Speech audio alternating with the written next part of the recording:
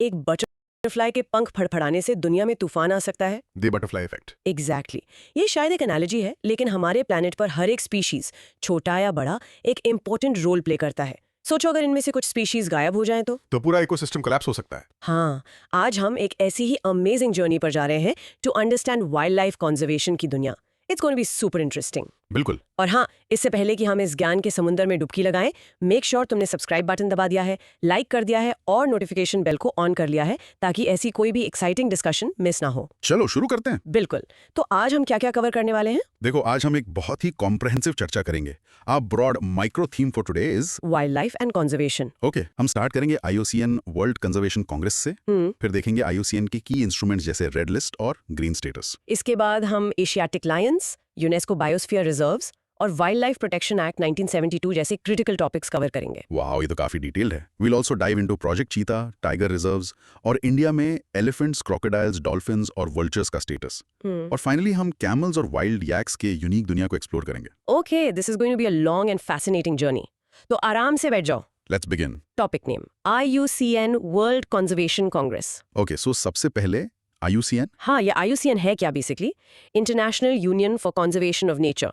ये 1948 में बनी थी और आज ये दुनिया का सबसे बड़ा और सबसे डाइवर्स एनवायरमेंटल नेटवर्क है। राइट। सोचो, इसमें 1400 से ज्यादा मेंबर्स हैं, स्टेट्स, NGOs, रिसर्च इंस्टीट्यूशंस, और हाँ, इंडिया इसका मेंबर है।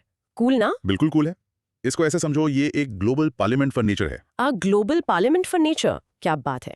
और इसकी सबसे इंपॉर्टेंट मीटिंग होती है आईयूसीएन वर्ल्ड कंजर्वेशन कांग्रेस, जो हर 4 साल में एक बार होती है। सोचो, एक Olympics of nature conservation. Olympics of nature conservation, wow. और 2025 में कहाँ हुई? 2025 में ये अबू धाबी यूएई में हुई। चलो इसको आगे डिस्कस करते हैं। इंट्रोडक्शन से शुरू करते हैं।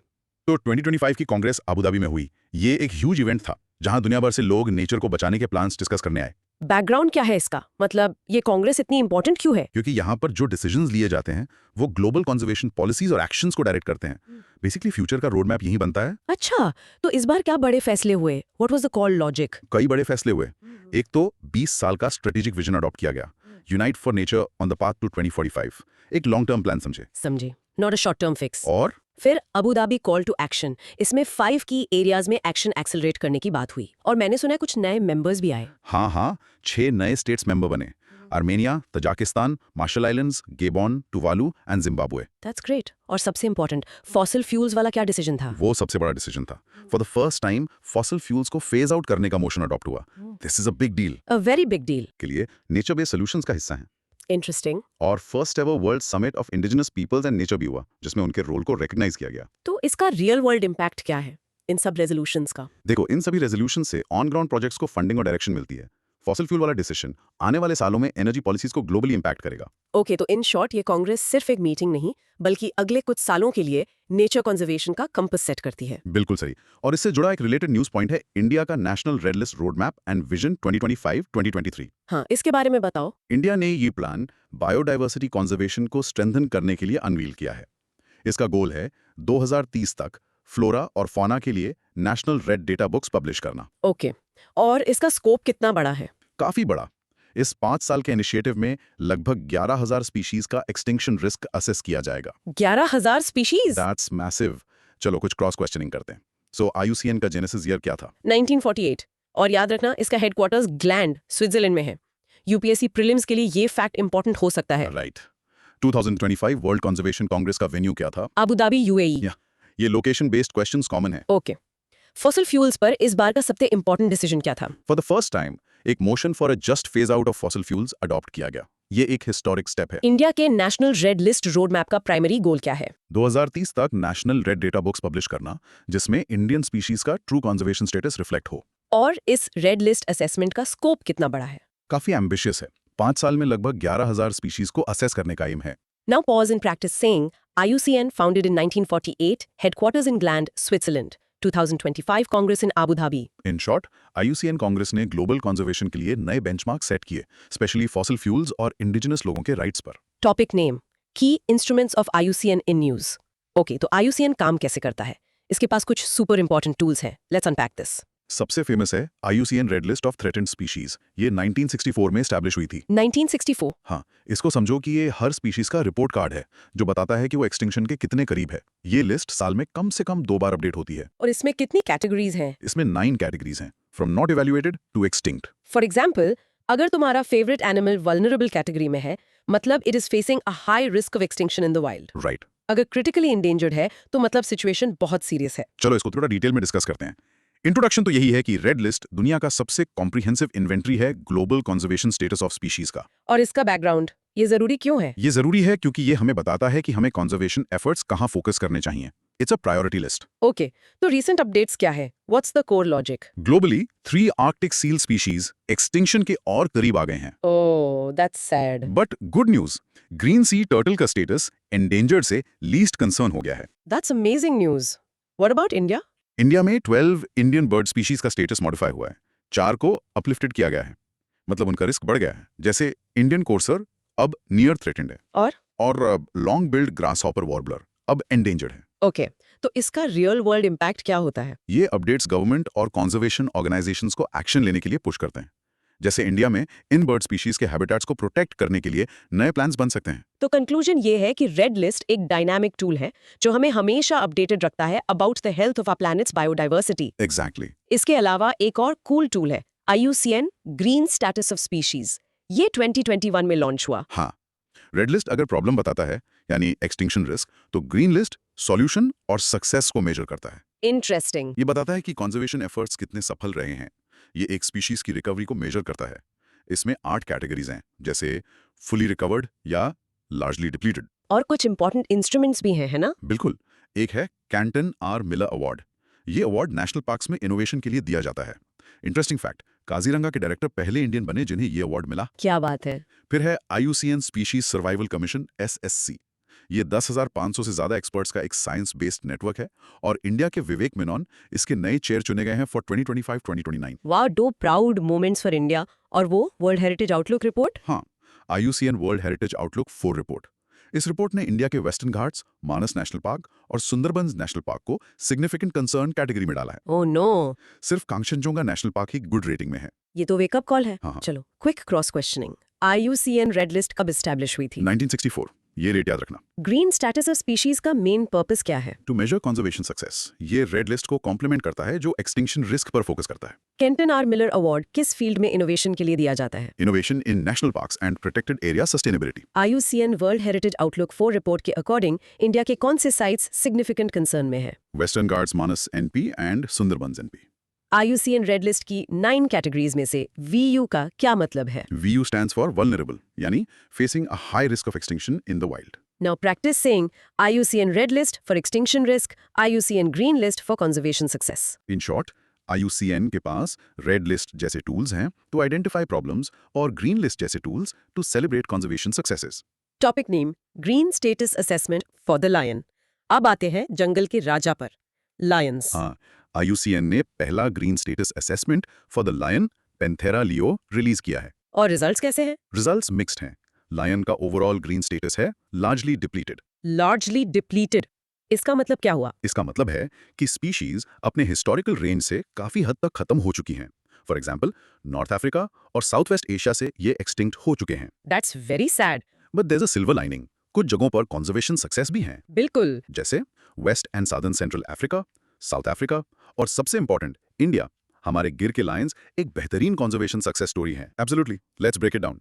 इंट्रोडक्शन तो ये है कि ये असेसमेंट पहली बार लायन की रिकवरी को मेजर कर रहा है, सिर्फ एक्सटिंक्शन रिस्क को नहीं। और इसका बैकग्राउंड? लायंस की पॉपुलेशन पिछले कुछ डेकेड्स में बहुत तेजी से गिरी है due to habitat loss and human wildlife conflict, इसलिए उनका रिकवरी स्टेटस जानना जरूरी था। ओके, तो कोर लॉजिक क्या है? असेसमेंट कहता है कि ओवरऑल स्टेटस लार्जली डिप्लीटेड है। हाँ, लेकिन एशियाटिक लायन जो सिर्फ इंडिया में मिलता है एक सक्सेस स्टोरी है। हमने उनकी पॉपुलेशन को बढ़ाया है। और इसका रियल वर्ल्ड इम्पैक्ट? ये असेसमेंट उन एरियाज को हाईलाइट करता है जहां और काम करने की जरूरत है, और उन मॉडल्स को भी, जैसे इंडिया का प्रोजेक्ट लायन, जिनसे दूसरे देश सीख सकते हैं। So the lion story shows that with dedicated effort, we can bring species back from the brink. Precisely. अब एक बहुत ही इंटरेस्टिंग पॉइंट, एशियाटिक और अफ्रीकन लायंस में डिफरेंस क्या है? चलो इसको देखते हैं। सबसे पहले हैबिटेट। एशियाटिक लायंस सिर्फ इंडिया के गिर नेशनल पार्क में मिलते हैं, अफ्रीकन लायंस सब सहारन अफ्रीका में। राइट।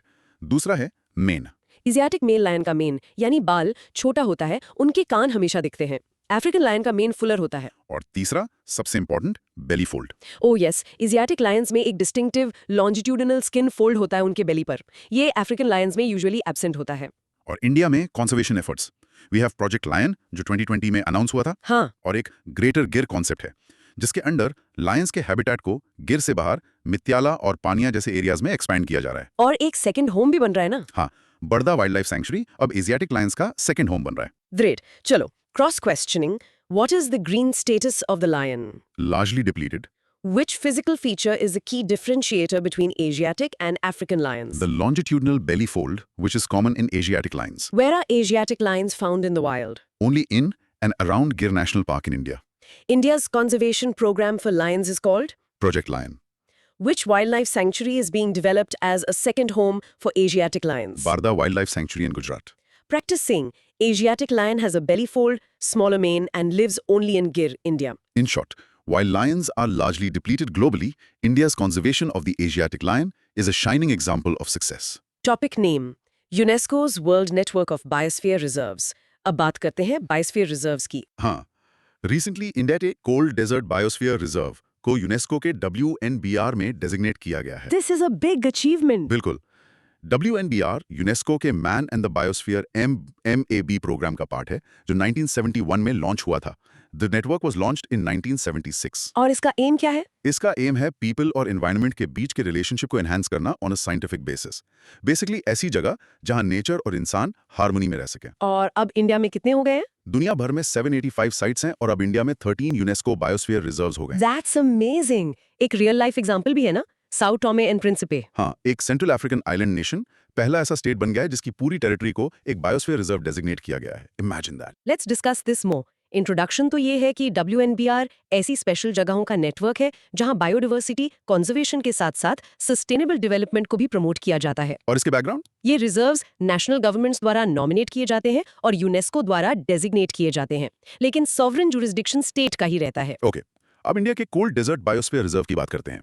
Core logic. ये इंडिया का पहला high altitude cold desert BR है। लोकेशन? लोकेशन है हिमालयाज में, लद्दाख से किन्नौर तक फैला हुआ है। और इसमें कौन से प्रोटेक्टेड एरियाज आते हैं? इसमें pin valley national park, Chandratal, Sarchu and Kibber wild life sanctuary आते हैं। इसका बायोम? ये रेन शैडो जोन में है, इसलिए यहाँ अजीब हार्श क्लाइमेटिक कंडीशंस है। Cold desert basically. और वहाँ की कल्चर? यहाँ डिस्टिंक्ट बुद्धिस्ट कल्चर है with gompas, chortens and mani walls. और फौना? यहाँ snow leopard, Himalayan ibex, blue sheep जैसे रेयर एनिमल्स मिलते हैं। तो इस यूनेस्को डेजिग्नेशन का रियल वर्ल्ड इम्पैक्ट क्या है? इससे इंटरनेशनल रिकग्निशन मिलती है, टूरिज्म बढ़ता है और कंजर्वेशन के लिए फंडिंग आसान हो जाती है। So in conclusion, biosphere reserves are living laboratories for sustainable development. Absolutely. चलो क्रॉस क्वेश्चनिंग टाइम। WNBR किस यूनेस्को प्रोग्राम का पार्ट है? Man and the Biosphere Map program. India में अब कितने यूनेस्को डेजिग्नेटेड बायोस्फीयर रिजर्व्स हैं? 13. लेटेस्ट एडिशन है cold desert biosphere reserve. Cold desert biosphere reserve में कौन सा फेमस नेशनल पार्क आता है? Pin valley national park. इस रीजन का डोमिनेंट कल्चर कौन सा है? Buddhist culture. यहाँ का सिग्नेचर प्रेडेटर एनिमल कौन सा है? Snow leopard. Practising cold desert biosphere reserve, India's 13th UNESCO BR home to the snow leopard. In short, biosphere reserves जैसे कोल्ड डेजर्ट प्रूव करते हैं कि कंजर्वेशन और ह्यूमन डेवलपमेंट साथ साथ चल सकते हैं। Topic name: wild life protection act WPA 1972। Okay, अब थोड़ा लीगल साइड चलते हैं। इंडिया में वाइल्ड लाइफ प्रोटेक्शन की लीगल बैकबोन? हाँ, WPA 1972। और ये न्यूज में इसलिए है क्योंकि केरला पहली स्टेट बनी है जिसने इसमें अमेंडमेंट्स इंट्रोड्यूस किए हैं। Right, to deal with human wildlife conflict. Exactly. चलो इसको आगे समझते हैं। इंट्रोडक्शन तो ये है कि WPA 1972 इंडिया का फाउंडेशनल लॉ है वाइल्ड लाइफ प्रोटेक्शन के लिए। और इसका बैकग्राउंड क्या है? मतलब 1972 से पहले कुछ नहीं था? लॉज थे पर फ्रेगमेंटेड थे। WPA ने एक यूनिफाइड लीगल फ्रेमवर्क बनाया पूरी कंट्री के लिए, और इसमें सबसे रीसेंट मेजर अमेंडमेंट 2022 में हुआ। एलिफेंट्स, स्नो लेपर्ड्स, इन्हें हार्म करने पर सबसे सिवियर पेनल्टीज हैं। और शेड्यूल 2? उसमें थोड़ा लेसर पर फिर भी बहुत हाई डिग्री ऑफ प्रोटेक्शन है। शेड्यूल 3? ये स्पेसिफिकली प्रोटेक्टेड प्लांट स्पीशीज के लिए है। और 4? ये नया एडिशन है, इसमें साइट्स के अंदर प्रोटेक्टेड स्पीशीज आते हैं। इस एक्ट ने कुछ इंस्टीट्यूशंस भी बनाए हैं ना? हाँ, जैसे national board for wildlife जिसे प्राइम मिनिस्टर खुद चेयर करते हैं, फिर state boards, central zoo authority और wildlife crime control bureau. Okay, इसका रियल वर्ल्ड इम्पैक्ट क्या है? ये रिजर्व्स बने हैं, ये उनको डिक्लेयर और मैनेज करने की लीगल अथॉरिटी देता है। सो कंक्लूजन ये है कि WPA 1972 इंडिया में कॉन्जर्वेशन का कॉर्नरस्टोन है, लेकिन ह्यूमन वाइल्ड लाइफ कॉन्फ्लिक्ट जैसे मॉडर्न चैलेंजेस के लिए इसको इवॉल्व होते रहना पड़ेगा। Perfect cross questioning. 2022 अमेंडमेंट के बाद WPA में कितने स्केड्यूल्स हैं? 4 schedules. National board for wild life को कौन शेयर करता है? The prime minister of India. किस कंडीशन में chief wild life warden schedule I animal को हंट करने का परमिट दे सकता है? सिर्फ एक्सट्रीम केसेस में, जैसे अगर कोई एनिमल ह्यूमन लाइफ के लिए डेंजरस हो जाए या ऐसी बीमारी हो जिसे आगे ठीक ना किया जा सके। कौन सी स्टेट ने हाल ही में अमेंडमेंट्स इंट्रोड्यूस किए हैं? केरला ने। और wildlife crime control bureau का मेन पर्पस क्या है? ये एक स्टैट्यूटरी बॉडी है जो ऑर्गेनाइज्ड वाइल्ड लाइफ क्राइम से लड़ने के लिए बनाई गई है। वाइल्ड लाइफ की CBI समझ लो। Now practicing, WPA 1972 has 4 schedules. The National Board for Wildlife is chaired by the PM. In short, WPA 1972 India का पावरफुल लीगल शील्ड है वाइल्ड लाइफ के लिए, जो PAs का नेटवर्क एस्टैब्लिश करता है और ह्यूमन एनिमल इंटरैक्शंस को रेगुलेट करता है। Topic name: Biological Diversity, Access and Benefit Sharing Regulation 2025. ये थोड़ा कॉम्प्लेक्स लग रहा है। हाँ, पर ये बहुत इंपॉर्टेंट और प्रोग्रेसिव आइडिया है। नेशनल बायोडाइवर्सिटी अथॉरिटी या NBA ने ये नए रेगुलेशंस इशू किए हैं। Let's unpack this.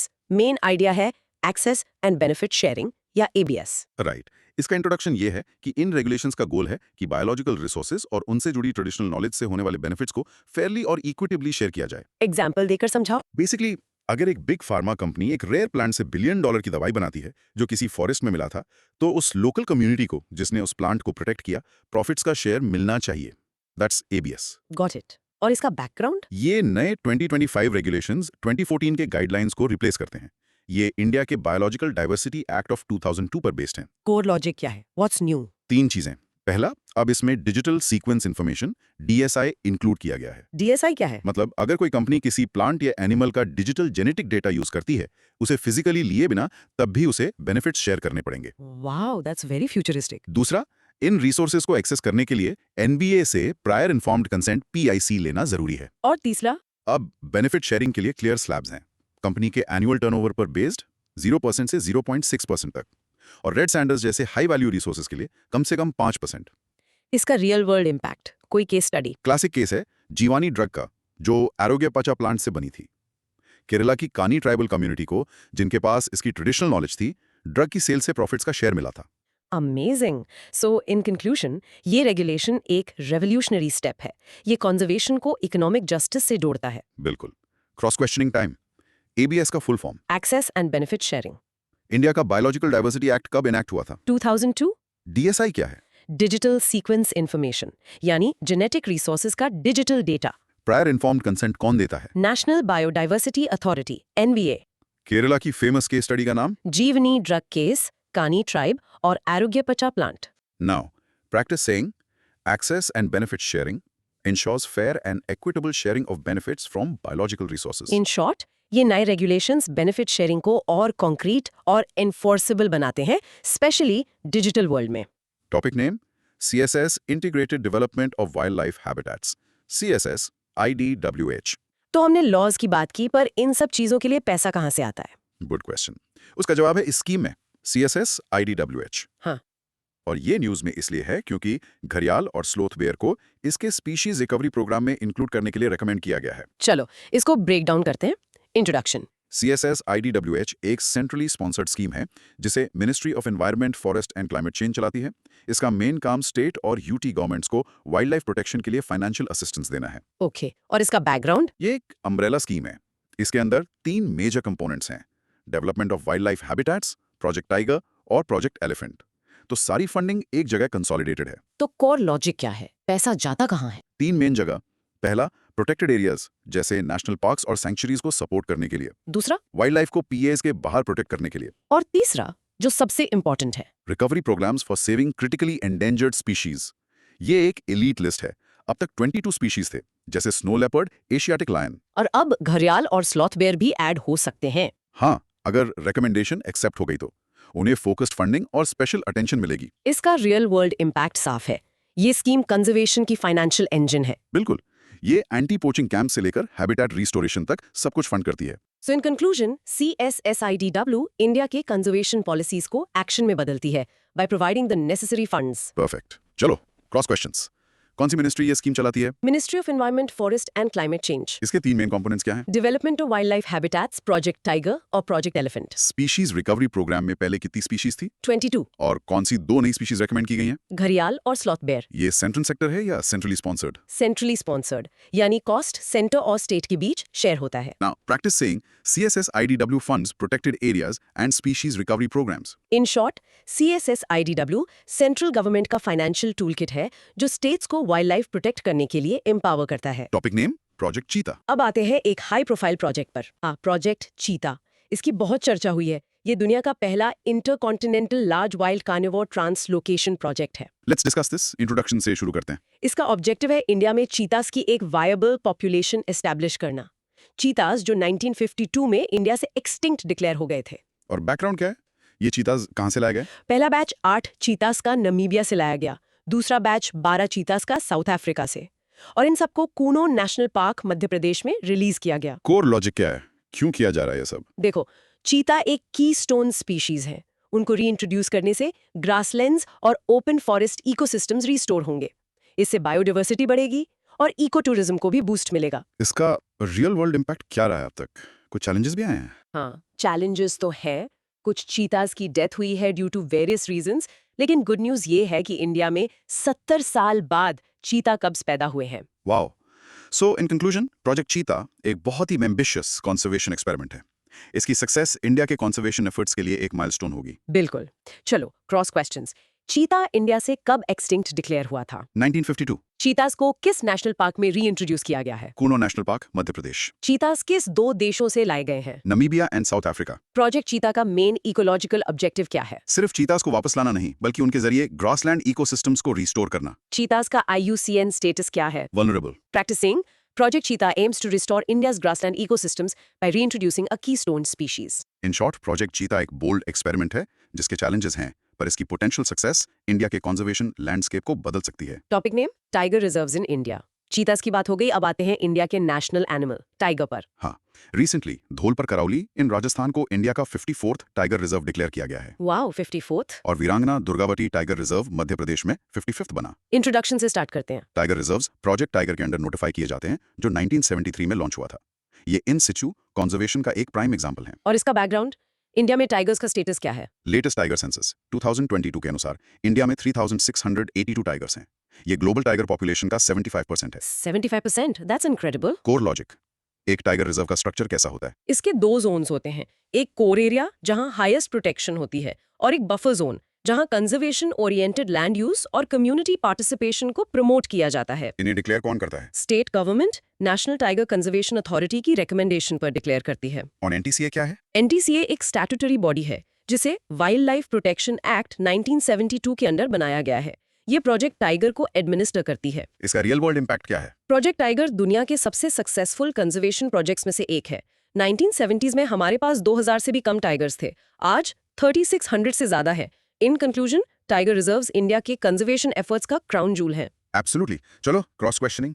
इंडिया का 54th टाइगर रिजर्व कौन सा है? धौलपुर करौली इन राजस्थान। प्रोजेक्ट टाइगर कब लॉन्च हुआ था? 1973। इंडिया में कितने टाइगर्स हैं 2022 सेंसस? 3682, जो कि ग्लोबल पॉपुलेशन का 75% है। टाइगर रिजर्व के 2 जोन्स कौन से होते हैं? कोर एरिया और बफर जोन। एनटीसीए का फुल फॉर्म क्या है? National tiger conservation authority. ये एक स्टैट्यूटोरी बॉडी है। Practicing. India is home to 75% of the world's tigers protected in 55 tiger reserves under Project Tiger. In short, Project Tiger and our network of tiger reserves have scripted one of the greatest species recovery stories in the world. Topic name, International Big Cat Alliance, IBCA. Tigers की बात हो रही है तो इससे related India का एक global initiative भी है। हाँ, IBCA। इसका लॉन्च इंडिया ने किया था on the 50th anniversary of project tiger. Introduction, IBCA का एम क्या है? इसका एम है दुनिया की 7 मेजर बिग कैट्स को कंजर्व करना। Tiger, lion, leopard, snow leopard, puma, jaguar और चीता। और बैकग्राउंड? इस अलायंस में 97 रेंज कंट्रीज शामिल हैं जहां ये बिग कैट्स पाए जाते हैं। इसका हेडक्वार्टर्स इंडिया में ही होगा। कोर लॉजिक, ये काम कैसे करेगा? ये एक multi country multi agency coalition है। ये नॉलेज शेयरिंग, कैपेसिटी बिल्डिंग और बेस्ट प्रैक्टिसेस को प्रमोट करेगा। जी। इसका एक जनरल असेंबली होगा और एक काउंसिल। इसका रियल वर्ल्ड इम्पैक्ट क्या होगा? इससे बिग कैट कंजर्वेशन के लिए ग्लोबल कोऑपरेशन बढ़ेगा। इंडिया एक लीडर के रूप में इमर्ज करेगा। कंट्रीज एक दूसरे से सीख सकेंगे। इन कंक्लूजन, IBCA इंडिया की तरफ से एक विजनरी स्टेप है जो बिग कैट कंजर्वेशन को ग्लोबल लेवल पर ले जा रहा है। चलो, क्विक क्रॉस क्वेश्चंस। IBCA में कितनी मेजर बिग कैट्स कवर होती हैं? 7। क्या IBCA का हेडक्वार्टर्स इंडिया में है? हाँ, इंडिया में ही प्रपोज किया गया है इस अलायंस का मेन ऑब्जेक्टिव क्या है? To foster cooperation among countries for the conservation of big cats. इस अलायंस में कितने रेंज कंट्रीज शामिल हैं? 97 इस इनिशिएटिव को कब लॉन्च किया गया था? on the 50th anniversary of Project Tiger. Practicing IBCA, an Indian initiative, aims to conserve 7 major big cats through global cooperation. In short, IBCA positions India as a global leader in wildlife conservation, extending its expertise to protect big cats worldwide. Topic name: Report on status of small cats in India. Big cats की बात हो गई, अब small cats पर आते हैं. हाँ, national tiger conservation authority और wild life institute of India ने इंडिया की स्मॉल वाइल्ड कैट्स पर पहली रिपोर्ट जारी की है। Introduction. ये रिपोर्ट इंपॉर्टेंट क्यों है? क्योंकि स्मॉल कैट्स अक्सर बिग कैट्स की छाया में रह जाते हैं। ये पहली बार है कि उनकी प्रेजेंस पर इतना कॉम्प्रिहेंसिव डेटा कलेक्ट किया गया है। बैकग्राउंड: इंडिया में कितनी स्मॉल कैट स्पीशीज है? 11। इंडिया में 15 फेलिड स्पीशीज हैं, जिसमें से 11 स्मॉल कैट्स हैं, जैसे jungle cat, fishing cat, leopard cat. Core logic: report की फाइंडिंग्स क्या हैं? रिपोर्ट ने 8 स्मॉल कैट स्पीशीज की प्रेजेंस रिकॉर्ड की है। जंगल कैट सबसे कॉमन है, फिशिंग कैट वेटलैंड्स में पाई जाती है, और कैरेकल, जो एक रेयर स्पीशीज है, उसकी प्रेजेंस भी कंफर्म हुई है। इसका रियल वर्ल्ड इम्पैक्ट क्या होगा? इस डेटा से इन स्मॉल कैट्स के लिए बेटर कंजर्वेशन स्ट्रैटेजीज बनाई जा सकती हैं। हम उनके हैबिटेट्स को बेटर प्रोटेक्ट कर सकते हैं। इन कंक्लूजन, ये रिपोर्ट स्मॉल कैट्स को कंजर्वेशन के स्पॉटलाइट में लाती है। चलो क्रॉस क्वेश्चनिंग, ये रिपोर्ट किसने जारी की है? NTCA and wild life institute of India. India में टोटल कितनी फेलिड कैट स्पीशीज हैं? 15, जिसमें से 11 स्मॉल कैट्स हैं। रिपोर्ट के अनुसार सबसे कॉमन स्मॉल कैट कौन सी है? जंगल कैट, कैरेकल का कंजर्वेशन स्टेटस क्या है? Critically endangered in India. Fishing cat किस टाइप के हैबिटेट में रहती है? Wetlands. Practicing. India is home to 11 species of small wild cats, and the first ever report aims to improve their conservation. In short, this pioneering report shines a much-needed light on India's smaller, often overlooked cat species, paving the way for their targeted protection. Topic name: Status of elephants in India. अब आते हैं gentle giants पर. हाँ, recently एक report आई है, Elephants are shared heritage. Introduction. India में elephants का status क्या है? इंडिया एशियन एलिफेंट की ग्लोबल पॉपुलेशन का 60% होस्ट करता है। हमारे पास लगभग 30,000 एलिफेंट्स हैं। Wow, 60%. और इसका बैकग्राउंड, प्रोजेक्ट एलिफेंट 1992 में लॉन्च हुआ था, एक सेंट्रली स्पॉन्सर्ड स्कीम है। Core logic. रिपोर्ट की फाइंडिंग्स क्या हैं? Highest elephant population कर्नाटका में है. Human elephant conflict एक मेजर चैलेंज है और elephant corridors को प्रोटेक्ट करना बहुत जरूरी है. इसका रियल वर्ल्ड इम्पैक्ट। ये रिपोर्ट कॉन्फ्लिक्ट मिटिगेशन स्ट्रेटजीज और कॉरिडोर मैनेजमेंट पर फोकस बढ़ाने में हेल्प करेगी। इन कंक्लूजन, इंडिया एलिफेंट्स के लिए एक क्रिटिकल स्ट्रॉन्ग होल्ड है, लेकिन ह्यूमन एलिफेंट को एग्जिस्टेंस पर काम करना जरूरी है। क्रॉस क्वेश्चनिंग: इंडिया में कितने एलिफेंट्स हैं? लगभग 30,000। प्रोजेक्ट एलिफेंट कब लॉन्च हुआ था? 1992। किस स्टेट में सबसे ज्यादा एलिफेंट्स हैं? कर्नाटका। एशियन एलिफेंट का IUCN स्टेटस क्या है? एंडेंजर्ड। एलिफेंट्स की कंजर्वेशन के लिए क्या सबसे जरूरी है? उनके कॉरिडोर्स को प्रोटेक्ट करना। Practicing. India has 60% of the world's Asian elephants, and Project Elephant focuses on their conservation. In short, while India is a success story for elephant populations, the focus is now shifting to managing human-elephant conflict and securing their corridors. Topic name: Crocodile Project in India. अब बात करते हैं ancient survivors की, crocodiles. हाँ, India में 3 species of crocodiles हैं, salt water crocodile, salty, मगर और घड़ियाल। Introduction. Crocodile Project कब शुरू हुआ था? ये 1975 में शुरू हुआ था। इसका एम इन तीनों स्पीशीज को एक्सटिंक्शन से बचाना था। और बैकग्राउंड? 1970s तक इनकी पॉपुलेशन हंटिंग और हैबिटेट लॉस की वजह से बहुत कम हो गई थी। कोर लॉजिक: इस प्रोजेक्ट में क्या किया गया? Grow and release technique use की गई। एग्स को कलेक्ट करके हैचरीज में सेफ एनवायरनमेंट में हैच किया जाता था और फिर यंग क्रोकोडाइल्स को वाइल्ड में रिलीज कर दिया जाता था। इसका रियल वर्ल्ड इम्पैक्ट? ये प्रोजेक्ट बहुत सक्सेसफुल रहा है। आज तीनों स्पीशीज की पॉपुलेशन स्टेबल है। Salt water crocodile least concern है, मगर वल्नरेबल है, और घड़ियाल क्रिटिकली एंडेंजर्ड है, पर उसकी पॉपुलेशन भी बढ़ रही है। In conclusion, the Crocodile Project is another shining example of successful species recovery in India. Cross questioning: India में कौन सी 3 क्रोकोडाइल स्पीशीज मिलती हैं? Salt water crocodile, मगर एंड घड़ियाल। क्रोकोडाइल प्रोजेक्ट कब लॉन्च हुआ? 1975। इस प्रोजेक्ट में कौन सी टेक्निक यूज की गई? Grow and release technique. घड़ियाल का IUCN स्टेटस क्या है? Critically endangered. घड़ियाल कंजर्वेशन के लिए सबसे इंपॉर्टेंट सेंचुरी कौन सी है? National Chambal Sanctuary. Practicing. India's crocodile project, launched in 1975, successfully saved 3 species: salty, magar, and gharial. In short, through innovative techniques like grow and release, India's Crocodile Project brought our ancient crocodilians back from the brink. Topic name: Status of river dolphins in India. अब पानी में चलते हैं। हाँ, Gangetic river dolphin जो India का national aquatic animal है। Introduction. इसका स्टेटस क्या है? ये एक एंडेंजर्ड स्पीशीज है और ये सिर्फ फ्रेश वाटर में रह सकती है। ये ब्लाइंड होती है और एकोलोकेशन से नेविगेट करती है। बैकग्राउंड। इसको WPA 1972 के शेड्यूल आई में रखा गया है और प्रोजेक्ट डॉल्फिन भी अनाउंस हुआ है। Core logic. इसके लिए सबसे बड़े थ्रेट्स क्या हैं? वाटर पोल्यूशन, डैम्स का कंस्ट्रक्शन और फिशिंग नेट्स में फंस जाना। इसका रियल वर्ल्ड इम्पैक्ट क्या है? प्रोजेक्ट डॉल्फिन जैसी इनिशिएटिव्स इसके हैबिटेट को इम्प्रूव करने और पोल्यूशन कम करने पर फोकस करेंगी। पब्लिक अवेयरनेस भी बढ़ाई जा रही है। In conclusion, Gangetic river dolphin की प्रेजेंस एक हेल्दी रिवर इकोसिस्टम का इंडिकेटर है। उसे बचाना जरूरी है। Cross questioning. इंडिया का नेशनल एक्वाटिक एनिमल कौन सा है? Gangetic river dolphin. ये देख सकती है? नहीं, ये फंक्शनली ब्लाइंड होती है, एकोलोकेशन यूज करती है। इसका IUCN स्टेटस क्या है? इंडेंजर्ड। इसके लिए गवर्नमेंट ने कौन सा प्रोजेक्ट अनाउंस किया? Project dolphin. इसके लिए सबसे बड़ा थ्रेट क्या है? Water pollution and habitat fragmentation due to dams. Practice saying, the Gangetic River dolphin, India's national aquatic animal, is an indicator of a healthy river. In short, protecting the blind Gangetic dolphin is not just about saving a species, it's about saving our sacred rivers themselves. Topic name. First ever vulture mortality assessment in India. अब आसमान की तरफ देखते हैं। हाँ, Bombay natural history society ने पहली बार India में वल्चर मोर्टेलिटी पर एक असेसमेंट किया है। Introduction. Vultures इतने important क्यों हैं? वो नेचर के क्लीन अप क्रू हैं, स्कैवेंजर्स हैं। ये कार्कसेस को साफ करके बीमारियों को फैलने से रोकते हैं। Background. 1990s में इंडिया की वल्चर पॉपुलेशन 99% तक क्रैश हो गई थी।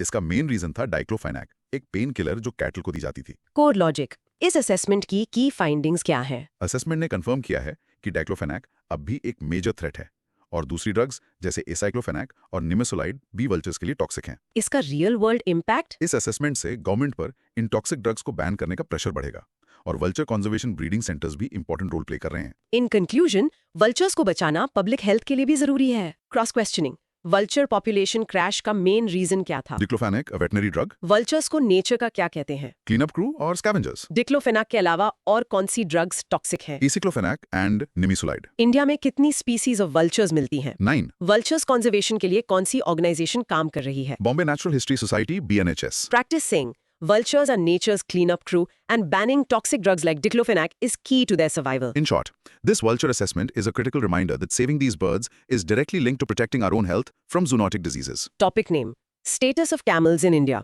अब डेजर्ट की तरफ चलते हैं। हाँ, इंडिया में 2 टाइप के कैमल्स मिलते हैं, ड्रोमेडेरी सिंगल हम्प्ड और बैक्ट्रियन डबल हम्प्ड। इंट्रोडक्शन। इनका स्टेटस क्या है? ड्रोमेडेरी कैमल जो शिप ऑफ द डेजर्ट कहलाता है, राजस्थान और गुजरात में मिलता है।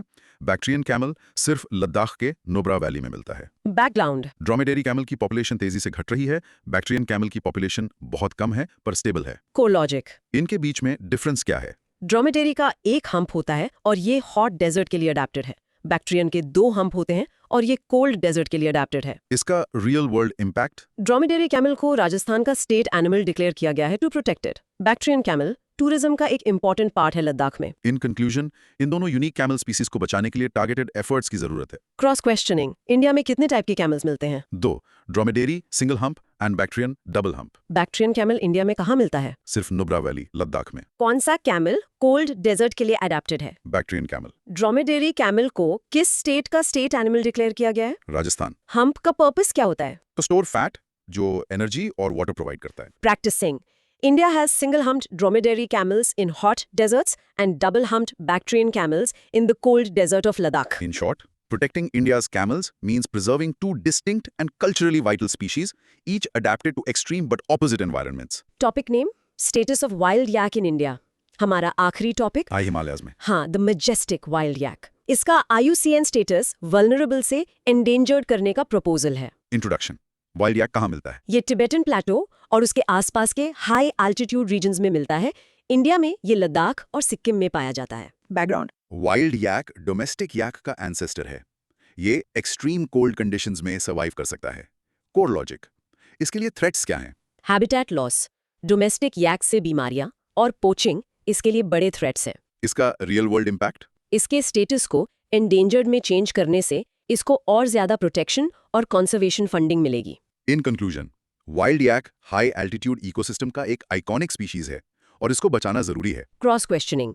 वाइल्ड याक का IUCN स्टेटस क्या है? Currently vulnerable but a change to endangered is proposed. ये डोमेस्टिक याक का क्या है? एंसेस्टर। इंडिया में वाइल्ड याक कहाँ मिलता है? लद्दाख एंड सिक्किम। इसके लिए सबसे बड़ा थ्रेट क्या है? Habitat loss and disease transmission from domestic livestock. इसकी कॉन्जर्वेशन क्यों जरूरी है? ये हाई एल्टीट्यूड इकोसिस्टम का एक की स्पीशीज है। Practicing, the wild yak, an ancestor of the domestic yak, is facing increasing threats in the high Himalayas. In short, saving the wild yak is crucial for maintaining the ecological balance of the fragile high altitude ecosystems of the Himalayas. What an incredible journey, दोस्त. हमने आज इतना कुछ cover किया. Let's do a quick recap. Our broad micro theme was? Wildlife and conservation. चलो, bullet points में summarize करते हैं. हमने IUCN वर्ल्ड कंजर्वेशन कांग्रेस से स्टार्ट किया, जहां अबू धाबी में फॉसिल फ्यूल फेज आउट जैसे बड़े डिसीजंस लिए गए। फिर हमने IUCN red list, extinction risk और ग्रीन लिस्ट कंजर्वेशन सक्सेस के बारे में जाना और देखा कि एशियाटिक लायन एक सक्सेस स्टोरी है। हमने इंडिया के नए UNESCO biosphere reserve cold desert को एक्सप्लोर किया, जो स्नो लेपर्ड का घर है। We discuss the wildlife protection act 1972 and the biological diversity regulation 2025, जो इंडिया के लीगल फ्रेमवर्क्स हैं फॉर कंजर्वेशन। हमने इंपॉर्टेंट स्कीम्स जैसे CSS, IDWH और फ्लैगशिप प्रोजेक्ट्स जैसे प्रोजेक्ट चीता और प्रोजेक्ट टाइगर को समझा। हमने international big cat alliance IBCA के बारे में जाना, जिसका हेडक्वार्टर्स इंडिया में है। फाइनली हमने इंडिया के small cats, elephants, crocodiles, river dolphins, vultures, camels, dromedary and bactrian और वाइल्ड यैक्स के स्टेटस और कंजर्वेशन एफर्ट्स को डिटेल में देखा। What a list! अब तुम्हारी बारी। थोड़ा सोचो और इन सवालों के जवाब दो। 1. IUCN रेड लिस्ट और ग्रीन लिस्ट में फंडामेंटल डिफरेंस क्या है? 2. एशियाटिक लायन को अफ्रीकन लायन से अलग करने वाले 2 फीचर्स बताओ। 3. प्रोजेक्ट चीता का मेन ऑब्जेक्टिव क्या है? 4. वाइल्ड लाइफ प्रोटेक्शन एक्ट 1972 के शेड्यूल्स का पर्पस क्या है? 5. बैक्ट्रियन कैमल डबल हम्प्ड को कोल्ड डेजर्ट में सर्वाइव करने में कौन से अडेप्टेशंस हेल्प करते हैं? 6.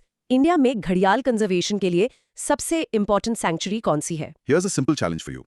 अपने आसपास देखो और एक local species, bird, insect, plant चुनो। उसके बारे में 5 इंटरेस्टिंग फैक्ट्स फाइंड आउट करो and try to explain them to a friend. Rehearse presenting it out loud, देखना कितना मजा आएगा। तो ये था हमारा आज का in depth exploration of wildlife and conservation. याद रखना, हर एक स्पीशीज, हर एक इकोसिस्टम इस प्लैनेट के ग्रैंड डिजाइन का एक हिस्सा है और इनको प्रोटेक्ट करना हम सबकी जिम्मेदारी है। बिल्कुल, नॉलेज ही एक्शन का पहला स्टेप है। आई होप आज की चर्चा से आपको नए इंसाइट्स मिले होंगे कि अगला टॉपिक आप क्या एक्सप्लोर करना चाहते हो। तब तक के लिए स्टे क्यूरियस, स्टे इन्फॉर्म्ड। सोच के देखिए, क्या हो अगर हम एक ऐसे जानवर को वापस ला पाएं जो 13,000 साल पहले गायब हो गया। जैसे कि विशाल डायोवुल्फ। एग्जैक्टली, एकदम साई-फाई मूवी जैसा लगता है ना, लेकिन अब ये कल्पना नहीं रही। एज, और सोचिए एक ऐसे मशरूम के बारे में जिसका रंग ही नीला है। इतना दुर्लभ। ये सब और बहुत कुछ आज हम एक्सप्लोर करने वाले हैं। एक बेहद दिलचस्प सफर होगा, ये वादा है। बिल्कुल, इसलिए जल्दी से सब्सक्राइब बटन, लाइक और हाँ, नोटिफिकेशन बेल ऑन कर लीजिए ताकि ऐसी कोई भी अनोखी जानकारी मिस ना हो। तो आज हमारे इस गहन अध्ययन का रोड मैप कुछ इस तरह का है। हम शुरू करेंगे तमिलनाडु के अमेजिंग कंजर्वेशन एफर्ट्स से। फिर हम जंप करेंगे भारत के जंगलों में नए कानून, मिशंस और रिपोर्ट्स को समझेंगे। उसके बाद समुंदर और वेटलैंड्स की गहराइयों में उतरेंगे, हाई सीज ट्रीटी से लेकर नए रामसर साइट्स तक। फिर कुछ छोटी मगर बेहद जरूरी खबरों को कवर करेंगे। और आखिर में ग्लोबल ओशन डार्कनिंग और फंक्शनल डी एक्सटिंक्शन जैसे कमाल के कॉन्सेप्ट्स को डिकोड करेंगे। तैयार है? चलिए शुरू करते हैं। तो चलिए शुरुआत करते हैं हमारे पहले टॉपिक से, conservation of endangered species in Tamil Nadu. Broad micro theme, species specific conservation initiatives. Basically Tamil Nadu government ने एक बहुत बड़ा एक सुपर स्टेप लिया है। हाँ, उन्होंने 1 करोड़ रुपए मंजूर किए हैं 4 बेहद खास और इंडेंजर्ड प्रजातियों को बचाने के लिए। ये एक बहुत ही टारगेटेड कंजर्वेशन अप्रोच है। सही, इसे ऐसे समझिए, ये सिर्फ पैसा एलोकेट करना नहीं है, ये एक स्ट्रेटेजिक इन्वेस्टमेंट है। इमेजिन करो, लायन टेल्ड मकाक जिसके चेहरे के चारों तरफ शेर जैसी शानदार मेन होती है। राइट। उसका घर यानी वेस्टर्न घाट्स के रेन फॉरेस्ट सिकुड़ रहे हैं। अब इस फंड से इनके घर को बचाने, इनके लिए कॉरिडोर्स बनाने, ताकि आराम से घूम फिर सकें। एग्जैक्टली, इस पर काम होगा। सो दैट्स कूल ना? ये स्ट्रैटेजी की बात काफी दिलचस्प है। तो इस 1 करोड़ के सैंक्शन के पीछे की सोच क्या है? What's fascinating here is why these specific 4 species were chosen. ये एक बैलेंस्ड पोर्टफोलियो जैसा है। अच्छा, इसमें lion tailed macaque, Madras hedgehog, striped hyena और हम्प्ड हेडेड महसीर फिश शामिल हैं। ओके। इन सबकी पॉपुलेशन पर गंभीर खतरा है और इकोसिस्टम में इनका एक अनोखा रोल है। तो ये दिखाता है कि कंजर्वेशन सिर्फ कैरिस्मेटिक एनिमल्स तक सीमित नहीं है। बिल्कुल सही। Let's get into the core logic of this portfolio. सबसे पहले लायन टेल्ड मैकाक, इसका IUCN स्टेटस इंडेंजर्ड है, मतलब संकट में। बिल्कुल, और ये साइट्स के अपेंडिक्स 1 में भी है, यानी इसकी इंटरनेशनल ट्रेड पर सख्त पाबंदी है। राइट। साथ ही वाइल्ड लाइफ प्रोटेक्शन एक्ट 1972 के शेड्यूल 1 में है, जिसे इंडिया में सबसे ज्यादा लीगल प्रोटेक्शन मिलती है। और ये मिलता कहाँ है? ये वेस्टर्न घाट्स के तमिलनाडु, केरला और कर्नाटका के इलाकों में ही पाया जाता है, एंडेमिक है। और इसके लिए सबसे बड़े खतरे क्या हैं? वही सब जाने पहचाने कारण, खेती, शहरीकरण और mining. Basically habitat loss. Hmm. ये टूटे हुए बिखरे हुए जंगल के पैचेस में रहता है, जो इसे और भी ज्यादा वल्नरेबल बना देता है। ओके, अगला है मिड्रस या बैरी-बेलीड हेजहॉग। इसका आईयूसीएन स्टेटस तो लीस्ट कंसर्न है, तो फिर इस पर इतना फोकस क्यों? बहुत अच्छा सवाल है। देखिए, भले ही ये ग्लोबली लीस्ट कंसर्न हो, इसकी जो लोकल पॉपुलेशंस है ना, ओके, वो खतरे में हैं। इलीगल पेट ट्रेड और लॉगिंग इसके लिए बड़े थ्रेट्स हैं। अच्छा। लोग इसे थॉर्नी रैट भी कहते हैं। ये साइट्स में लिस्टेड नहीं है, लेकिन WPA के शेड्यूल 2 में है। और ये नॉक्टर्नल है, राइट? हाँ, रात में निकलने वाला जीव है, जो सेमी एरिड इलाकों में मिलता है। अब आते हैं स्ट्राइप्ड हाइयाना पर। इसका आईयूसीएन स्टेटस नियर थ्रेटेंड है। सही है। ये साइट्स अपेंडिक्स 3 और WPA शेड्यूल 1 में है। इसका खतरा है प्रोसिक्यूशन, लोग इसे मारते हैं, पॉइजनिंग। और कैरी ऑन की कमी। एग्जैक्टली, यानी मरे हुए जानवरों की कमी। हाइएना एक नेचुरल स्कैवेंजर है, नेचर का सफाई कर्मचारी। वो डिजीजेस को फैलने से रोकता है, और मुडुमलाई टाइगर रिजर्व में इनकी संख्या तेजी से गिर रही है। और आखिर में hump headed Masir fish. Wow, इसका आईयूसीएन स्टेटस तो क्रिटिकली इंडेंजर्ड है। ये तो बहुत गंभीर है। में पाई जाती है और इसे टाइगर ऑफ कावेरी भी कहते हैं। ओह, टाइगर ऑफ कावेरी। हाँ, क्योंकि जब ये पकड़ी जाती है तो जबरदस्त फाइट देती है। इसके लिए सबसे बड़े थ्रेट्स हैं डैम्स, डिस्ट्रक्टिव फिशिंग और इन्वेसिव स्पीशीज। तो इस फंडिंग का रियल वर्ल्ड इम्पैक्ट क्या होगा? देखिए, इस फंडिंग से स्पेसिफिक कंजर्वेशन प्रोजेक्ट्स चलेंगे, जैसे हैबिटेट को रिस्टोर करना, एंटी पोचिंग एक्टिविटीज बढ़ाना। राइट, और लोकल कम्युनिटीज में जागरूकता फैलाना। इससे इन प्रजातियों के बचने के चांसेस सीधे तौर पर बढ़ जाएंगे। It's a great example of bottom up conservation. चलिए इस टॉपिक से जुड़े कुछ जरूरी सवाल जवाब करते हैं, ताकि कॉन्सेप्ट्स बिल्कुल क्लियर हो जाएं। बिल्कुल। पहला सवाल, इन चारों स्पीशीज का आईयूसीएन स्टेटस एक बार फिर से बताइए। जरूर। Lion tailed macaque endangered EN, Madras hedgehog least concern LC, striped hyena near threatened NT, और सबसे critical hump headed mahseer critically endangered CR। ये जरूर याद रखना है। Got it. EN, LC, NT और CR। और इनमें से साइट्स की अपेंडिक्स आई में कौन है? सिर्फ लाइन टेल्ड मकॉक। अपेंडिक्स आई का मतलब है कि इसके इंटरनेशनल ट्रेड पर लगभग पूरी तरह से बैन है। टाइगर ऑफ कावेरी किसे कहते हैं और इसके पीछे क्या कारण है? हम्प हेडेड महासेर को, क्योंकि ये एक बहुत ही पावरफुल फाइटर फिश है, जो एंगलर्स के लिए एक प्राइज्ड कैच है। ओके। और वाइल्ड लाइफ प्रोटेक्शन एक्ट 1972 के शेड्यूल 1 में किन दो स्पीशीज को रखा गया है? लायन टेल मकॉक और स्ट्राइप्ड हाइएना। दोनों को मैक्सिमम लीगल प्रोटेक्शन मिलती है। और स्ट्राइप्ड हाइएना का इकोलॉजिकल रोल, इकोसिस्टम में इसका क्या महत्व है? वो एक नेचुरल स्कैवेंजर है, कुदरत का सफाई कर्मचारी। मरे हुए जानवरों को खाकर डिजीजेस को फैलने से रोकता है, इकोसिस्टम को साफ रखता है। Now, pause and practice saying the hump-headed mahasir, also known as the tiger of Kaveri, is a critically endangered fish. Practice. In short, Tamil Nadu's initiative is a brilliant example of targeted, bottom-up conservation, creating a balanced portfolio to protect species with different levels of threat. अब जंगलों से आगे बढ़ते हुए हम सीधे कानून की दुनिया में चलते हैं। वन संरक्षण एवं संवर्धन amendment rules 2025। Broad micro theme: Forest Conservation Legislation. तो ministry of environment, forest and climate change यानी MOEFCC ने फॉरेस्ट कंजर्वेशन के रूल्स में कुछ जरूरी बदलाव किए हैं। हाँ, और ये 2025 से लागू होंगे। इन रूल्स का मतलब है कि जंगल की जमीन को नॉन फॉरेस्ट यूज के लिए कैसे डाइवर्ट किया जा सकता है। बिल्कुल। इसका एक रियल लाइफ एग्जाम्पल सोचिए।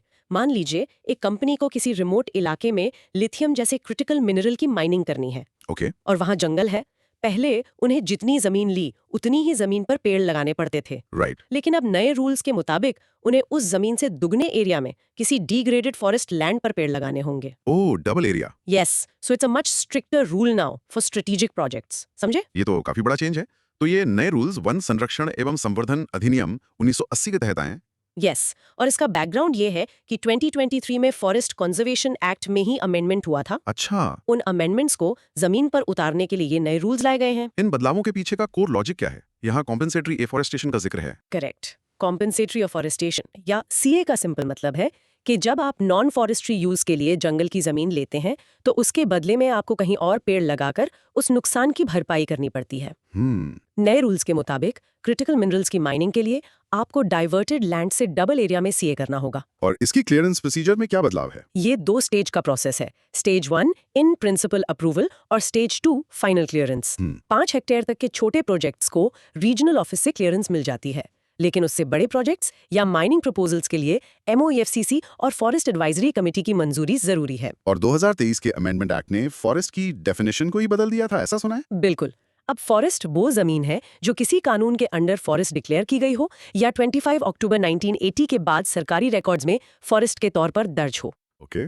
पर लेकिन इसने जूज, सफारीज और इको टूरिज्म जैसी एक्टिविटीज को नॉन फॉरेस्ट पर्पस की डेफिनेशन से बाहर कर दिया है। अच्छा। कुछ लैंड्स को इस एक्ट से एग्जेम्प्ट भी किया गया है, जैसे इंटरनेशनल बॉर्डर्स के 100 किलोमीटर्स के अंदर नेशनल सिक्योरिटी प्रोजेक्ट्स। इसमें टीएन गोडावरमान केस 1996 का भी जिक्र है।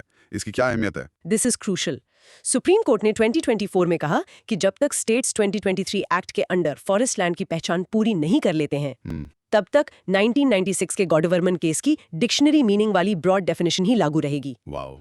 ये एक लैंडमार्क जजमेंट है जो कहता है कि हर वो जमीन जो सरकारी रिकॉर्ड में फॉरेस्ट है या जिसका डिक्शनरी मतलब फॉरेस्ट है, वो फॉरेस्ट मानी जाएगी। तो इसका रियल वर्ल्ड इंपैक्ट क्या है? डेवलपमेंट और कंजर्वेशन के बीच एक बैलेंस बनाने की कोशिश। एग्जैक्टली। इससे स्ट्रेटेजिक प्रोजेक्ट्स को क्लियरेंस मिलने में तेजी आ सकती है, लेकिन कई एनवायरमेंटलिस्ट ने इस पर चिंता भी जताई है। Right. The key takeaway is an attempt to streamline the process while making compensatory norms stricter for some projects. अब कुछ सवाल जवाब हो जाएं। टीएन गोदावरमन केस किस लिए मशहूर है? ये फॉरेस्ट की एक बहुत ही ब्रॉड और कॉम्प्रिहेंसिव डेफिनेशन स्थापित करने के लिए मशहूर है। इसने कहा कि किसी भी जमीन का डिक्शनरी मीनिंग अगर फॉरेस्ट है तो वो फॉरेस्ट है। एक लैंडमार्क जजमेंट है। Got it. और 2023 के अमेंडमेंट के तहत इंटरनेशनल बॉर्डर्स के 100 किलोमीटर के अंदर किस तरह के प्रोजेक्ट्स को छूट दी गई है? नेशनल इंपॉर्टेंस और नेशनल सिक्योरिटी से जुड़े प्रोजेक्ट्स को।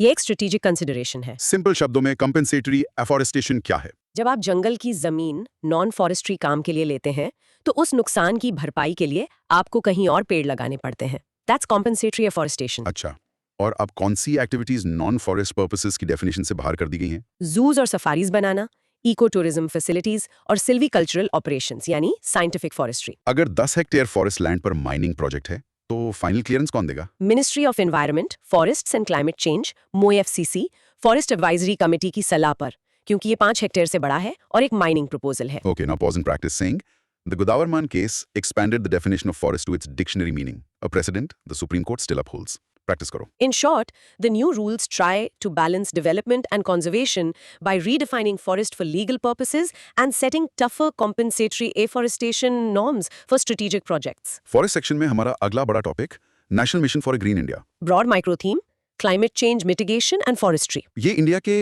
National action plan on climate change यानी NAPCC के 8 मिशंस में से एक है। Right. इसका मेन गोल है इंडिया के फॉरेस्ट और ट्री कवर को बढ़ाना, बेसिकली इंडिया को हरा भरा बनाना। इसे ऐसे समझिए जैसे हम अपने देश के लिए एक जायंट नेचुरल एयर प्योरीफायर लगा रहे हैं। हमारी गाड़ियां, फैक्ट्रीज CO2 निकालती हैं, पेड़ उस CO2 को एब्जॉर्ब करते हैं। ग्रीन इंडिया मिशन का एक बड़ा ऑब्जेक्टिव है 2030 तक 2.5 से 3.0 billion turns extra CO2 absorb करने वाला कार्बन सिंक बनाना। Wow, that's a massive goal. बिल्कुल। ये मिशन 2014 में लॉन्च हुआ था। ये क्लाइमेट चेंज से लड़ने के लिए इंडिया की की स्ट्रैटेजी है। और इसका बैकग्राउंड जरूरी है।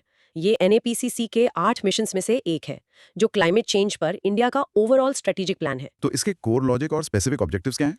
मेन टारगेट्स हैं 24 मिलियन हेक्टेयर्स पर एफॉरेस्टेशन, इकोसिस्टम सर्विसेज जैसे कार्बन सिक्वेस्ट्रेशन को इंप्रूव करना, और सबसे इंपॉर्टेंट कार्बन सिंक। यस, 2030 तक 2.5 से 3.0 बिलियन टन CO2 इक्विवेलेंट का एडिशनल कार्बन सिंक बनाना। ओके। ये 3 सबमिशंस में डिवाइडेड है। फॉरेस्ट क्वालिटी इंप्रूव करना, फॉरेस्ट्री कवर बढ़ाना और फॉरेस्ट पर निर्भर कम्युनिटीज की इनकम बढ़ाना। और इसके लिए फंडिंग कहाँ से आती है? पैसा मिशन एलोकेशन से और नेशनल कैंपा फंड यानी कॉम्पेंसेटरी एफॉरेस्टेशन फंड से आता है। राइट। टाइमलाइन 2021 से 2030 तक की है। इसका इम्प्लीमेंटेशन मॉडल काफी यूनिक है, एक बॉटम अप मॉडल। एग्जैक्टली। जमीनी स्तर पर जॉइंट फॉरेस्ट मैनेजमेंट कमिटीज यानी JMFCs इसके की इम्प्लीमेंटर्स हैं। इससे कम्युनिटी पार्टिसिपेशन सुनिश्चित होता है। बिल्कुल। इसके अलावा कुछ और स्ट्रैटेजीज भी हैं, जैसे वल्नरेबल जोन्स पर फोकस करना, CSR फंड्स का यूज, कार्बन मार्केट्स बनाना और ग्रीन इंडिया फोर्स नाम से ट्रेन यूथ की एक टीम तैयार करना। तो इसका रियल वर्ल्ड इम्पैक्ट ये है कि ये मिशन सीधे तौर पर पेरिस एग्रीमेंट के अंडर इंडिया के नेशनली डिटरमिन्ड कंट्रीब्यूशंस यानी NDCs में कंट्रीब्यूट करता है। बिल्कुल। ये एक होलिस्टिक मिशन है जो जंगल संरक्षण को सिर्फ पर्यावरण से नहीं बल्कि क्लाइमेट चेंज के गोल्स और कम्युनिटी वेलफेयर से भी जोड़ता है। एग्जाम के पॉइंट ऑफ व्यू से ग्रीन इंडिया मिशन का सबसे क्रिटिकल न्यूमेरिकल टारगेट क्या है? 2030 तक 2.5 से 3.0 billion tons of CO2 equivalent का एडिशनल कार्बन सिंक बनाना। ये नंबर बिल्कुल याद रखना है। राइट। और इस मिशन का इम्प्लीमेंटेशन मॉडल क्या है, टॉप डाउन या बॉटम अप? ये एक बॉटम अप मॉडल है जिसमें ग्रासरूट्स लेवल पर जॉइंट फॉरेस्ट मैनेजमेंट कमिटीज एक इंपॉर्टेंट भूमिका निभाती हैं। NAPCC के अंडर कुल कितने मिशंस हैं? National action plan on climate change के अंदर कुल 8 मिशंस हैं। इस मिशन में कैंपा फंड का क्या रोल है? कैंपा फंड इस मिशन के लिए फंडिंग का एक इंपॉर्टेंट सोर्स है। ये आर्थिक संसाधनों का एक बड़ा हिस्सा प्रदान करता है। ये ग्रीन इंडिया फोर्स का कॉन्सेप्ट क्या है? ये ट्रेन्ड यूथ का एक काडरे बनाने का प्लान है जो अफॉरेस्टेशन और रेस्टोरेशन प्रोजेक्ट्स के इम्प्लीमेंटेशन और मेंटेनेंस में मदद करेगा। A great way to involve young people. Okay, let's practice this. Pause and say. The Green India mission aims to create an additional carbon sink of 2.5 to 3.0 billion tons of CO2 equivalent by 2030. Go on. In short, Green India Mission is a flagship program under NAPCC to increase forest cover and meet India's climate change targets through a community-centric, bottom-up approach. चलिए, अब देखते हैं एक नई report क्या कहती है।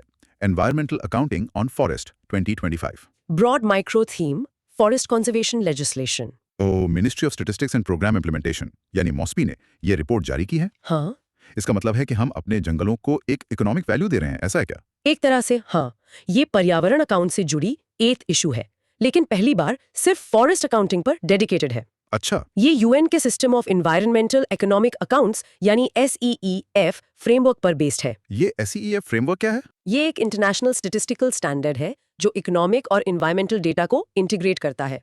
सोचिए, ये हमें समझने में मदद करता है कि पर्यावरण का इकोनॉमी में क्या योगदान है और इकोनॉमी का पर्यावरण पर क्या असर पड़ रहा है। और इंडिया ने इसे 2018 में अपनाया था। राइट।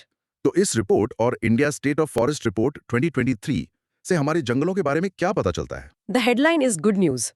इंडिया का टोटल फॉरेस्ट और ट्री कवर बढ़कर 25.17% हो गया है। That's great. सबसे ज्यादा बढ़ोतरी छत्तीसगढ़, उत्तर प्रदेश, उड़ीसा और राजस्थान में देखी गई है। और परसेंटेज वाइज? परसेंटेज के हिसाब से टॉप पर लक्षद्वीप 91.33%, मिजोरम और अंडमान एंड निकोबार हैं। लेकिन मैंग्रोव कवर का क्या? उसमें थोड़ी कमी आई है। Carbon stock 30.43 billion ton CO2 equivalent तक पहुंच गया है। Okay. इसका मतलब है कि हमने 2.5 से 3.0 बिलियन टन के फाइनल गोल के अगेंस्ट 2.29 बिलियन टन का additional carbon sink target already हासिल कर लिया है। आगे बढ़ने से पहले कुछ की टर्म्स क्लियर कर लेते हैं। फॉरेस्ट एरिया, फॉरेस्ट कवर और ट्री कवर में क्या फर्क है? बहुत जरूरी सवाल। फॉरेस्ट एरिया एक लीगल टर्म है, यानी कोई भी जमीन जो सरकारी रिकॉर्ड में फॉरेस्ट है। फॉरेस्ट कवर सैटेलाइट से देखा जाता है। 1 हेक्टेयर से बड़ी कोई भी जमीन जहां 10% से ज्यादा ट्री कैनोपी डेंसिटी हो, चाहे उसका मालिक कोई भी हो। Okay. और ट्री कवर फॉरेस्ट एरिया के बाहर पेड़ों के छोटे छोटे पैचेस हैं जो 1 हेक्टेयर से कम होते हैं। Let's do a quick cross questioning. ये SEA फ्रेमवर्क क्या है? ये यूएन का system of environmental economic accounts है, एक इंटरनेशनल स्टैंडर्ड जो इकोनॉमिक और एनवायरमेंटल डेटा को जोड़ता है। राइट। ISFR 2023 के अनुसार इंडिया का total forest and tree cover उसके जियोग्राफिकल एरिया का कितना परसेंटेज है? ये बढ़कर 25.17% हो गया है। किस स्टेट या यूटी में उसके एरिया का सबसे ज्यादा परसेंटेज फॉरेस्ट कवर के अंडर है?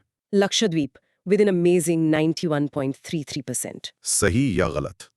लेटेस्ट रिपोर्ट के अनुसार इंडिया का मैंग्रोव कवर काफी बढ़ गया है। गलत। इसमें मामूली कमी आई है, हालांकि कुछ स्टेट्स में बढ़ोतरी भी हुई है। और इंडिया अपने NDC कार्बन सिंक टारगेट को हासिल करने के कितना करीब है? बहुत करीब। 2.5 से 3.0 बिलियन टन के टारगेट के अगेंस्ट 2.29 बिलियन टन का additional carbon sink already achieve कर लिया है। Great. Now pause and practice saying forest area is a legal term while forest cover is a remote sensing based assessment of canopy density. Practice karo. In short, the latest reports show an overall increase in India's forest and tree cover, bringing us closer to our international climate commitments, though some areas like mangroves need focused attention. और इसी के साथ हम जंगलों को पीछे छोड़कर नीले समुद्र की गहराइयों में उतरते हैं। हमारा अगला सेक्शन है wetlands, coastlands and oceans. और सबसे पहले एक ऐतिहासिक संधि, UN High Seas Treaty. Broad micro theme, Marine Conservation Governance. This is huge. BBNJ Agreement, जिसे हाई सीज ट्रीटी भी कहते हैं, उसे 60 देशों ने रैटिफाई कर दिया है और अब ये लागू हो जाएगी। ये समुद्र संरक्षण के लिए एक बहुत बड़ा कदम है। ये United Nations convention on the law of the sea यानी UNCLOS के अंदर एक लीगली बाइंडिंग इंटरनेशनल ट्रीटी है। इसका मुख्य उद्देश्य क्या है? इसका मकसद है उन इलाकों में मरीन बायोडाइवर्सिटी को कंजर्व और सस्टेनेबली यूज करना जो किसी देश के अधिकार क्षेत्र से बाहर हैं। मतलब high seize. Exactly.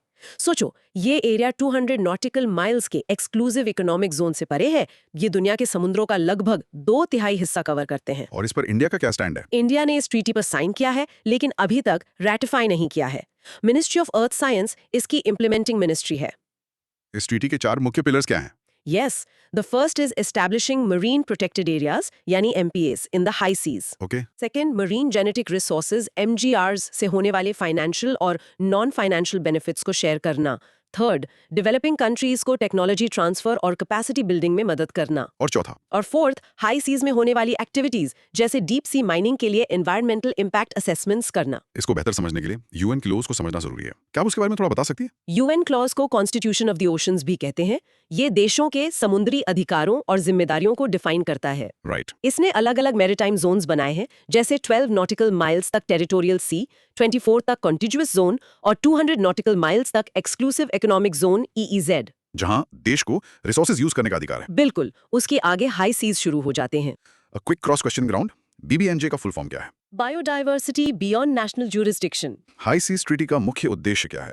High seize यानी 200 नॉटिकल माइल EEZ से परे के इलाकों में मरीन बायोडाइवर्सिटी को कंजर्व और सस्टेनेबली यूज करना। इस ट्रीटी के 4 पिलर में से कोई 2 बताइए। हाई सीज में मरीन प्रोटेक्टेड एरियाज बनाना और मरीन जेनेटिक रिसोर्सेज से होने वाले फायदों को शेयर करना। क्या इंडिया ने BBNJ एग्रीमेंट को रेटिफाई किया है? नहीं, इंडिया ने साइन किया है लेकिन अभी रैटिफाई नहीं किया है। यूएन क्लोज के तहत एक देश का एक्सक्लूसिव इकोनॉमिक जोन EEZ कितना होता है? बेसलाइन से 200 नॉटिकल माइल्स तक। Perfect. Now pause and practice saying the BBNJ treaty creates a legal framework to govern the high seas, which are the common heritage of humanity. Go on. In short, the High Seas Treaty is a landmark agreement to protect biodiversity in the vast, largely unregulated areas of the global ocean that belong to everyone and no one. पानी के इस theme को आगे बढ़ाते हुए अब wetlands की बात करते हैं। Ramsar convention on wetlands. Broad micro theme, wetland conservation. तो रामसर कन्वेंशन की 15th कॉन्फ्रेंस ऑफ पार्टीज या COP15 हाल ही में जिम्बाब्वे में हुई। हाँ, थीम था protecting wetlands for our common future. और ये अच्छा मौका है रामसर कन्वेंशन को समझने का। ये वेटलैंड्स के संरक्षण और वाइज यूज के लिए एक इंटर गवर्नमेंटल ट्रीटी है। यहाँ वाइज यूज का क्या मतलब है? Right, I was about to ask that. Wise use का मतलब है सस्टेनेबल डेवलपमेंट के कॉन्टेक्स्ट में इकोसिस्टम बेस्ड अप्रोचेस का इस्तेमाल करते हुए वेटलैंड के इकोलॉजिकल कैरेक्टर को मेंटेन करना। अच्छा, मतलब उन्हें बंद करना नहीं बल्कि उनका समझदारी से इस्तेमाल करना। एग्जैक्टली। इसका बैकग्राउंड तो 1971 का है, जब इसे ईरान के रामसार शहर में अपनाया गया था। इंडिया 1982 में इससे जुड़ा। बिल्कुल। इसका सबसे फेमस फीचर है रामसार लिस्ट, जो वेटलैंड्स ऑफ इंटरनेशनल इंपॉर्टेंस की सूची है। राइट। दुनिया में सबसे ज्यादा रामसर साइट्स यूके में है और इंडिया में अब 96 साइट्स हैं, जो एशिया में सबसे ज्यादा है। So that's cool. एक मॉन्ट्रियो रिकॉर्ड भी है। ये क्या है? ये उन रामसर साइट्स की लिस्ट है जिन पर इंसानी दखलंदाजी की वजह से इकोलॉजिकल खतरा मंडरा रहा है। ओके। इंडिया की 2 साइट्स इस रिकॉर्ड में हैं, राजस्थान का क्योलादेव नेशनल पार्क और मणिपुर की लोकतक लेक। तो इस COP15 के की आउटकम्स क्या थे? एक विक्टोरिया फॉल्स डिक्लेरेशन, एक नया 5th स्ट्रेटेजिक प्लान 2025-2030 और एक Indo Burma Ramsar regional initiative. और इंडिया ने भी एक बड़ा रोल निभाया। बिल्कुल। इंडिया ने क्या किया? इंडिया ने promoting sustainable lifestyles for the wise use of wetlands पर एक रेजोल्यूशन पेश किया जो हमारे मिशन लाइफ के अनुरूप है। और वो पास भी हो गया। हाँ, और इंडिया को अगले 3 साल के लिए स्टैंडिंग कमेटी का सदस्य भी चुना गया। चलिए, क्रॉस क्वेश्चनिंग का वक्त। रामसर कन्वेंशन का मुख्य उद्देश्य क्या है? वेटलैंड्स का संरक्षण और उनका वाइज यूज। मॉन्ट्रियल रिकॉर्ड क्या है? ये उन रामसर साइट्स की लिस्ट है जिनके इकोलॉजिकल कैरेक्टर में बदलाव का खतरा है। दुनिया में सबसे ज्यादा रामसर साइट्स किस देश में है? और एशिया में सबसे ज्यादा? दुनिया में यूके में और एशिया में इंडिया में 96 साइट्स के साथ। मॉन्ट्रियल रिकॉर्ड में शामिल इंडिया की 2 वेटलैंड्स के नाम बताइए। क्योलाडियो नेशनल पार्क राजस्थान और लोकतक लेक मणिपुर। COP15 में इंडिया का मुख्य योगदान क्या था? इंडिया ने मिशन लाइफ से जुड़ा एक रेजोल्यूशन सफलतापूर्वक पेश किया जो वेटलैंड संरक्षण के लिए सस्टेनेबल लाइफस्टाइल्स को बढ़ावा देता है। Excellent. Now pause and practice saying the Ramsar Convention promotes the wise use of wetlands, balancing conservation with sustainable development. Practice. In short, the Ramsar Convention is the key global treaty for wetland protection, and at the recent COP15, its members, including India, reaffirmed their commitment to halting wetland loss. और क्योंकि India में अब इतनी सारी Ramsar sites हैं, चलिए देखते हैं सबसे नए एडिशंस कौन से हैं। New Ramsar sites in India. Broad micro theme, biodiversity hotspots. Okay, this is exciting. India में ढेर सारी नई रामसर साइट्स। चलिए स्टेट बाय स्टेट एक क्विक टूर करते हैं। हाँ, सबसे पहले राजस्थान। यहाँ 3 नई साइट्स हैं। पहली है Khichan wetland. Yes, Khichan wetland Thar रेगिस्तान में है। ये इसलिए फेमस है क्योंकि यहाँ सर्दियों में माइग्रेटरी डिमोजल क्रेन्स के बड़े बड़े झुंड आते हैं। दूसरी है उदयपुर के पास मिनार वेटलैंड कॉम्प्लेक्स। इसकी क्या खासियत है? ये एक फ्रेश वाटर वेटलैंड कॉम्प्लेक्स है और ये critically endangered vultures, white rumped vulture और लॉन्ग बिल्ड वल्चर का घर है। वाह, वल्चर्स। हाँ, ये इसे बहुत इंपॉर्टेंट बना देता है। और राजस्थान में तीसरी है अलवर जिले में सिलीसर लेक। हाँ, अब चलते हैं बिहार। वहाँ भी 3 नई साइट्स। करेक्ट। वहाँ है गोकुल रिजर्वॉयर, जो गंगा नदी पर एक ऑक्सबॉ लेक है और ब्लैक बक के लिए एक इंपॉर्टेंट हैबिटेट है। Oxbow lake. हाँ, फिर है वेस्ट चंपारण जिले में उदयपुर लेक, ये भी एक ऑक्सबॉ लेक है। और तीसरी है कटिहार जिले में गोगाबील लेक, गोगाबील। ये बिहार का पहला कम्युनिटी रिजर्व है। और आखिर में एक छत्तीसगढ़ में भी है। वो है बिलासपुर जिले में कोपरा जलाशय, ये महानदी रिवर के अपर कैचमेंट्स में एक रिजर्वॉयर है। चलिए अब एक rapid fire cross questioning round. Rajasthan की खीचन वेटलैंड किस माइग्रेटरी बर्ड के लिए फेमस है? The डेमेसाइल crane. राजस्थान की कौन सी नई Ramsar site critically endangered vultures का हैबिटेट है? Menar wetland complex. Gogabeel lake एक नई रामसर साइट किस स्टेट में है और ये उस स्टेट का पहला क्या है? ये बिहार में है और ये स्टेट का पहला कम्युनिटी रिजर्व है। गोकुल रिजर्वॉयर किस खतरे में पड़े मैमल का एक इंपॉर्टेंट हैबिटेट है? The blackbuck. छत्तीसगढ़ की नई साइट कोपरा जलाशय किस बड़ी नदी के कैचमेंट में है? The Mahanadi river. Great. Now, pause and practice saying. The new Ramsar sites highlight diverse ecosystems, from desert wetlands for migratory birds to oxbow lakes supporting local communities. Practice karo. In short, India's recent additions to the Ramsar list showcase a wide variety of ecosystems, each with unique ecological significance and conservation value. चलिए कुछ और important wetlands की बात करते हैं जो खबरों में रहे हैं. Other wetlands in news. Broad micro theme. Ecosystem health. सबसे पहले केरला की वेम्बनाड लेक. यहाँ से कुछ चिंताजनक खबर है. Yes, एक हाल ही की रिपोर्ट में पाया गया कि 1917 और 1990 के बीच इसका सरफेस एरिया 27% तक सिकुड़ गया है। 27%? हाँ, ये एक बहुत बड़ा नुकसान है। और वेम्बनाड लेक इतनी इंपॉर्टेंट क्यों है? ये केरला का सबसे बड़ा brackish, humid, tropical wetland ecosystem है। ओके. ये सर्दियों में इंडिया की तीसरी सबसे बड़ी वाटरफाउल पॉपुलेशन को सपोर्ट करता है। ये एक रामसर साइट भी है। ओके. अगला है श्रीनगर की डल लेक. यहाँ से क्या खबर है? वहाँ पहले खेलो इंडिया वाटर गेम्स आयोजित किए गए।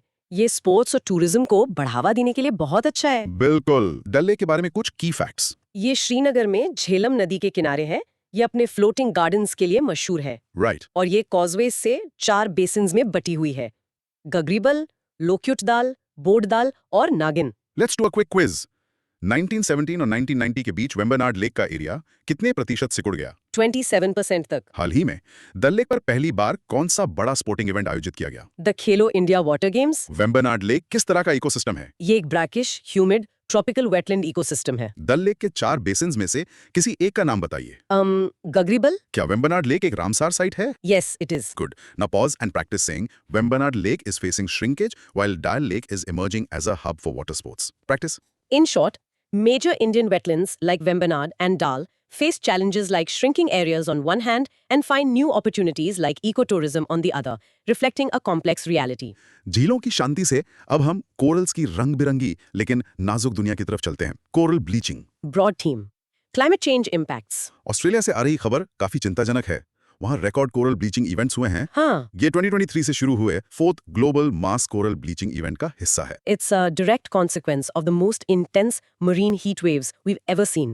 इसकी गंभीरता को समझने के लिए हमें ये समझना होगा कि कोरल्स आखिर हैं क्या? तो वो क्या हैं? वो इनवर्टिब्रेट एनिमल्स हैं जिन्हें पॉलिप्स कहते हैं। वो ज़ूक्सेंथेले नाम के एल्गी के साथ एक सिम्बायोटिक रिलेशनशिप में रहते हैं। अच्छा. ये एल्गी कोरल के टिश्यूज के अंदर रहते हैं और फोटोसिंथेसिस के जरिए उन्हें पोषण देते हैं। और कोरल ब्लीचिंग तब होता है जब ये रिलेशनशिप टूट जाती है. एग्जैक्टली जब कोरल्स टेम्परेचर, लाइट या न्यूट्रिएंट्स में बदलाव से स्ट्रेस में आते हैं तो वो इस सिम्बायोटिक एल्गी को बाहर निकाल देते हैं। राइट. एल्गी के बिना कोरल अपना रंग खो देता है, सफेद हो जाता है और आखिर में भूख से मर जाता है। कोरल्स इकोसिस्टम के लिए बेहद जरूरी हैं, है ना? एब्सोल्युटली, उन्हें रेन फॉरेस्ट्स ऑफ द सी कहा जाता है। राइट. वो लगभग 25% मरीन स्पीशीज को सपोर्ट करते हैं।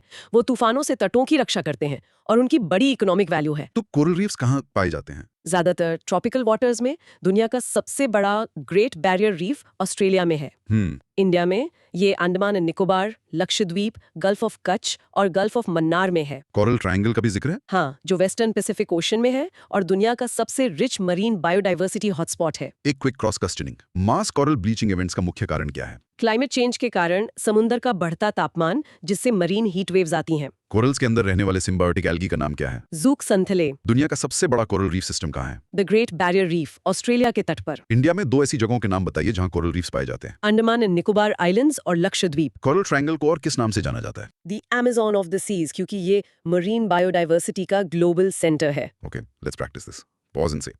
Coral bleaching occurs when stressed corals expel their symbiotic algae, zooxanthellae, due to rising ocean temperatures. Go on. In short, rising ocean temperatures are causing widespread coral bleaching, threatening the rainforests of the sea and the immense biodiversity they support across the globe. एक coastal ecosystem से दूसरे की तरफ। अब बात करते हैं हम मैंग्रोव्स की। Sustainable aquaculture in mangrove ecosystems सेमे। A broad micro theme, sustainable livelihoods. तो सेमे नाम का एक मॉडल है, यानी sustainable aquaculture in mangrove ecosystems, हाँ, और इससे यूएन के फूड एंड एग्रीकल्चरल ऑर्गेनाइजेशन यानी एफएओ से ग्लोबल रिकॉग्निशन मिली है।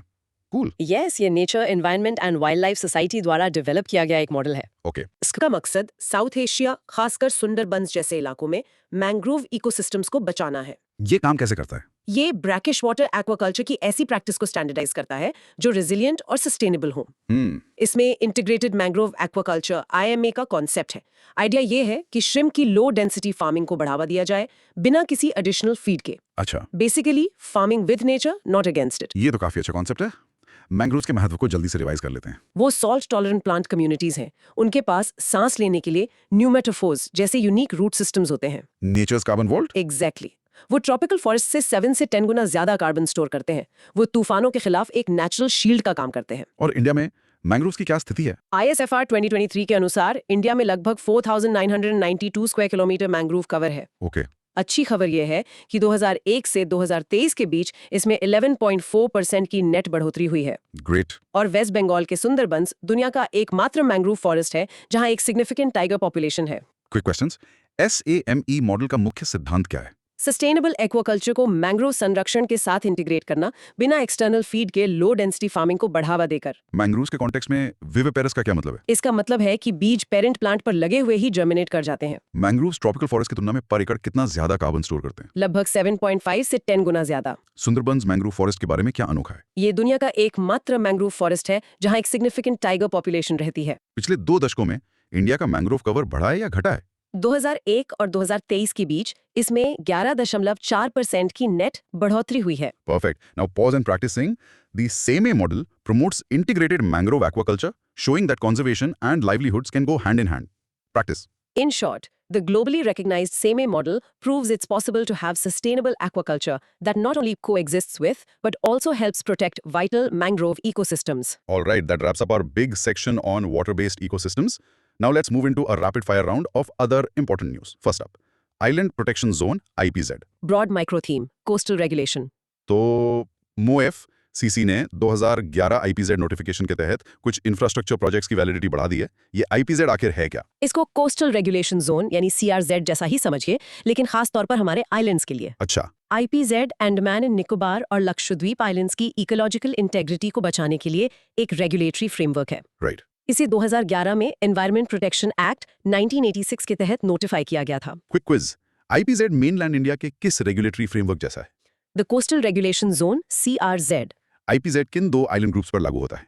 अंडमान एंड निकोबार और Lakshadweep. Okay, let's practice saying. The Island Protection Zone (IPZ) is a special regulatory framework designed to protect India's ecologically sensitive islands. Go on. In short, IPZ is the key legal tool for balancing development and conservation in India's ecologically fragile and vital island territories. Next news item. United Nations Forum on Forests. Broad micro theme. Global Forest Policy. India ने हाल ही में New York में UNFF के 20th session में हिस्सा लिया। ये forum क्या है? इसे 2000 में UN economic and social council यानी इकोसॉक ने स्थापित किया था। Okay. इसका मुख्य उद्देश्य सभी तरह के जंगलों के मैनेजमेंट, कंजर्वेशन और सस्टेनेबल डेवलपमेंट को बढ़ावा देना है। Right. सभी UN मेंबर स्टेट्स इसका हिस्सा है और इंडिया ने इस सेशन में United Nations strategic plan for forests 2017-2030 के प्रति अपनी कमिटमेंट दोहराई। Quick question. UNFF को किसने स्थापित किया? The UN economic and social council इकोसॉक। इसका मुख्य उद्देश्य क्या है? सभी तरह के जंगलों के सस्टेनेबल मैनेजमेंट को बढ़ावा देना। Now pause and practice saying the UN Forum on Forests (UNFF) is the primary global platform for policy dialogue on forests. Practice. In short, the UNFF serves as the central global platform for policy dialogue on forests, where countries like India reaffirm their conservation and sustainable management commitments. जंगलों से फिर समुद्र की तरफ। Third United Nations Ocean Conference, UNO3, Broad micro theme. Global Ocean Action. तीसरा UNOC France के nice शहर में हुआ और इसका अंत नाइस ओशन एक्शन प्लान को अपनाने के साथ हुआ। Yes, ये कॉन्फ्रेंस एक इंपॉर्टेंट इवेंट बनती जा रही है। इसकी 3 मुख्य प्रायोरिटीज हैं। क्या है वो? पहला, हाई सीज ट्रीटी जैसे इंटरनेशनल एग्रीमेंट्स को लागू करना। दूसरा, SDG 14 यानी लाइफ बिलो वाटर के लिए फंडिंग बढ़ाना। और एक सस्टेनेबल ब्लू इकोनॉमी को सपोर्ट करना। बिल्कुल। और तीसरा, पॉलिसी बनाने के लिए मरीन साइंस नॉलेज को बढ़ाना। ओके। इसमें प्लास्टिक पोल्यूशन पर एक लीगली बाइंडिंग इंस्ट्रूमेंट बनाने की कमिटमेंट भी दोहराई गई। क्वेश्चन, एसडीजी 14 किस बारे में? Life below water. UNO3 कहाँ आयोजित किया गया था? नाइस, फ्रांस में। Okay. Practicing, UNOC3 adopted the Nice Ocean Action Plan to scale up funding and action for SDG 14. Practice. In short, the UN Ocean Conference is building critical momentum for global ocean action, focusing on implementing treaties, boosting funding, and advancing marine science. वापस तत्वों पर. International Blue Flag Certification. Broad micro-theme, ecotourism standards. ये एक अच्छी खबर है.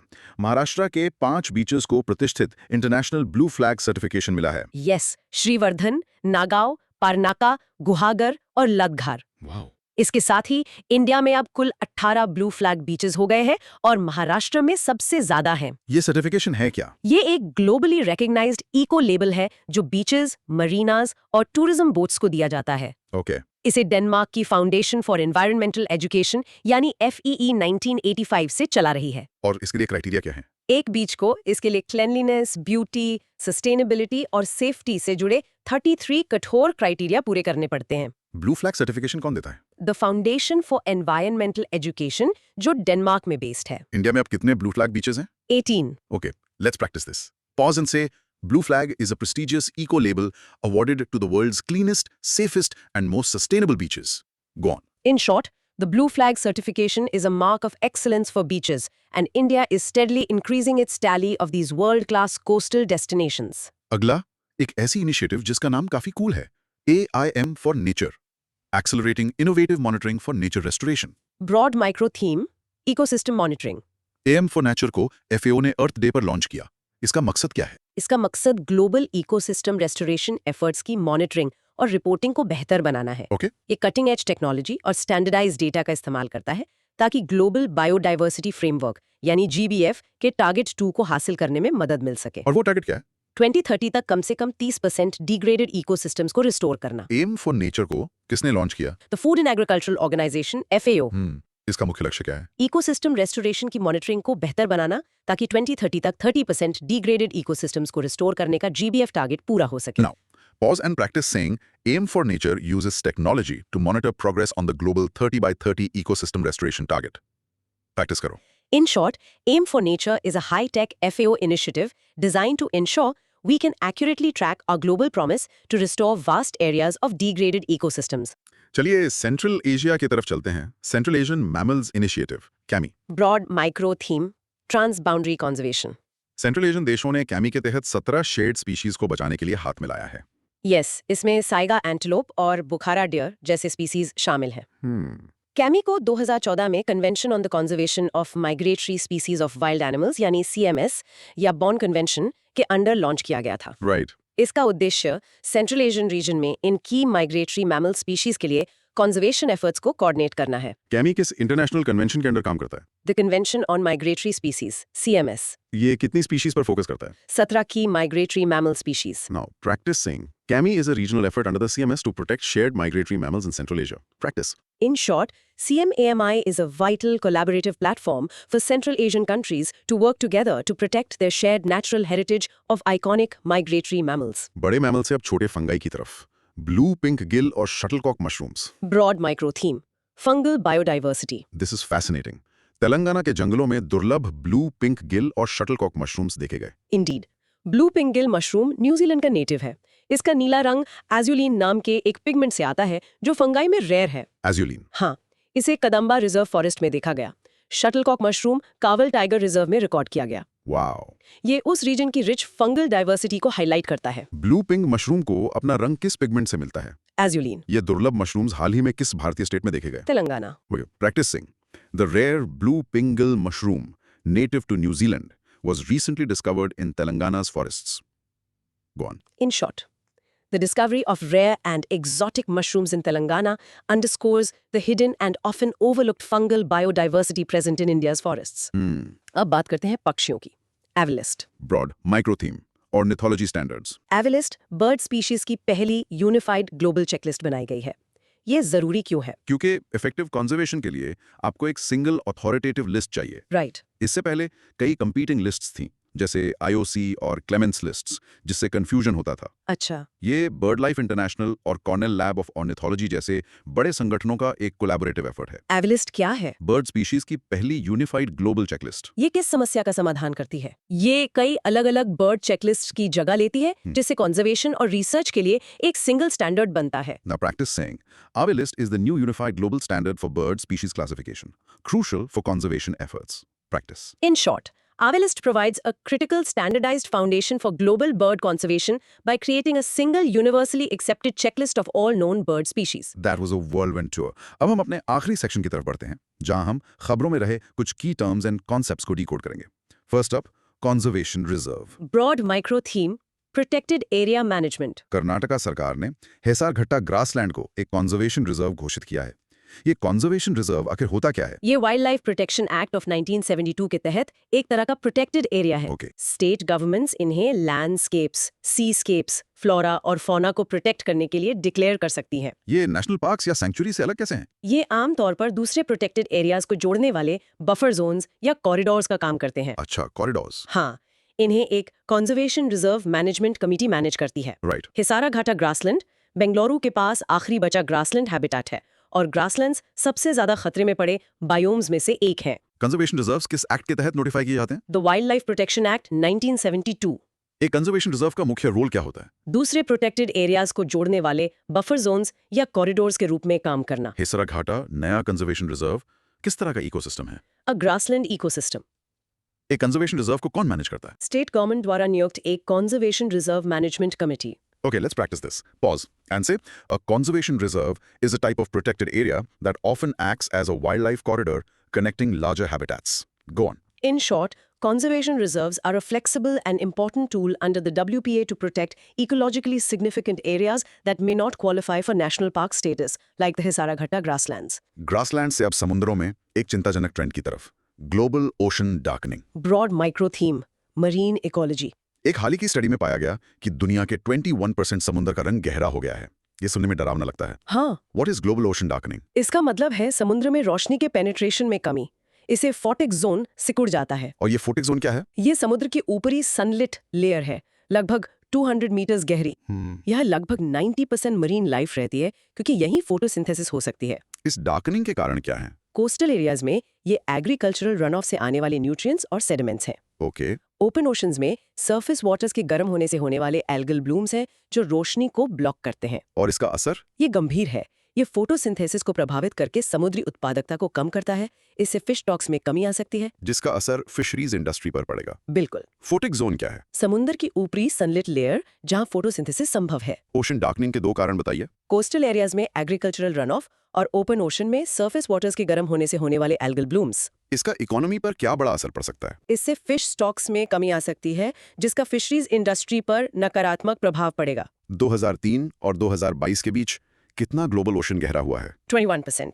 Now pause and practice saying, global ocean darkening shrinks the photic zone, the sunlit layer essential for marine photosynthesis and life.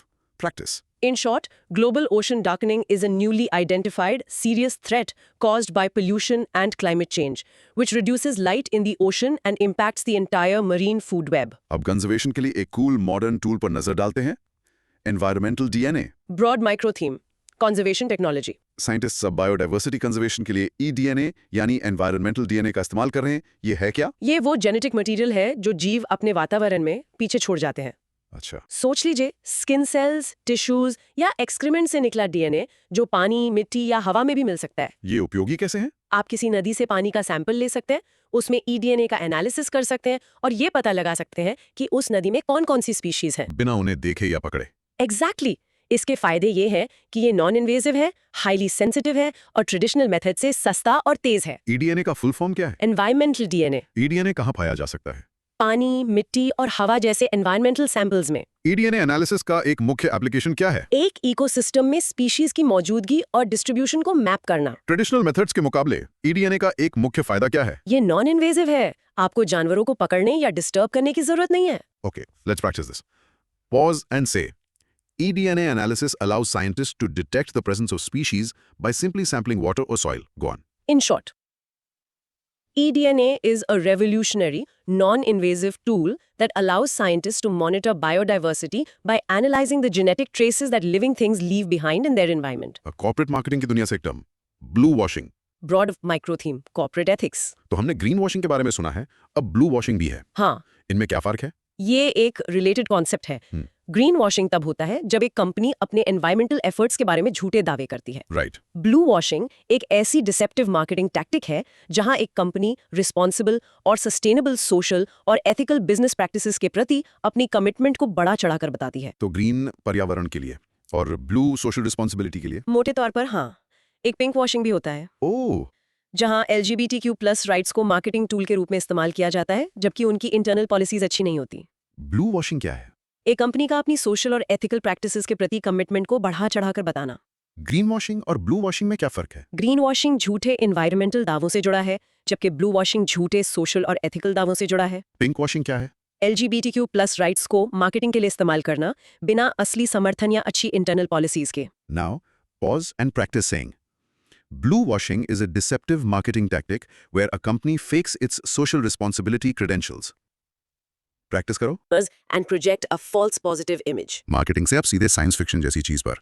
Functional D-extinction. Broad micro theme, genetic engineering. This is mind blowing. एक US biotech company ने दावा किया है कि उन्होंने grey wolf pups को genetically engineer करके उनमें एक्सटिंक्ट डायर वुल्फ के ट्रेट्स डाल दिए हैं। हाँ, वो इसे दुनिया का पहला सफल फंक्शनल डी-एक्सटिंक्शन कह रहे हैं। ये कंजर्वेशन में एक बिल्कुल नया फ्रंटियर है।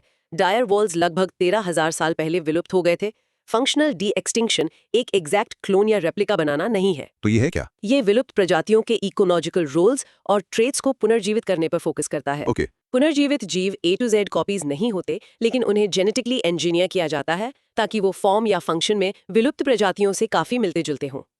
इसके लिए क्रिस्पर जीन एडिटिंग, क्लोनिंग और जीनोम मैपिंग जैसी एडवांस टेक्निक्स का इस्तेमाल होता है। वुली मैमथ और डोडो बर्ड जैसे जानवर इसके लिए कैंडिडेट्स हैं। बिल्कुल। फंक्शनल डी एक्सटिंक्शन का मुख्य लक्ष्य क्या है? एक विलुप्त प्रजाति के इकोलॉजिकल रोल्स और ट्रेट्स को पुनर्जीवित करना, न कि एक A to Z क्लोन बनाना। किस विलुप्त जानवर के ट्रेट्स को ग्रे वुल्फ्स में पुनर्जीवित किया गया? The dire wolf. Functional de extinction के लिए कंसिडर किए जा रहे किसी और जानवर का नाम बताइए। द वुली मैमथ या द डोडो। इस प्रोसेस में इस्तेमाल होने वाली एक की टेक्नोलॉजी कौन सी है? CRISPR gene editing. Now, pause and practicing. Functional de-extinction aims to revive the ecological role of an extinct species, not the species itself.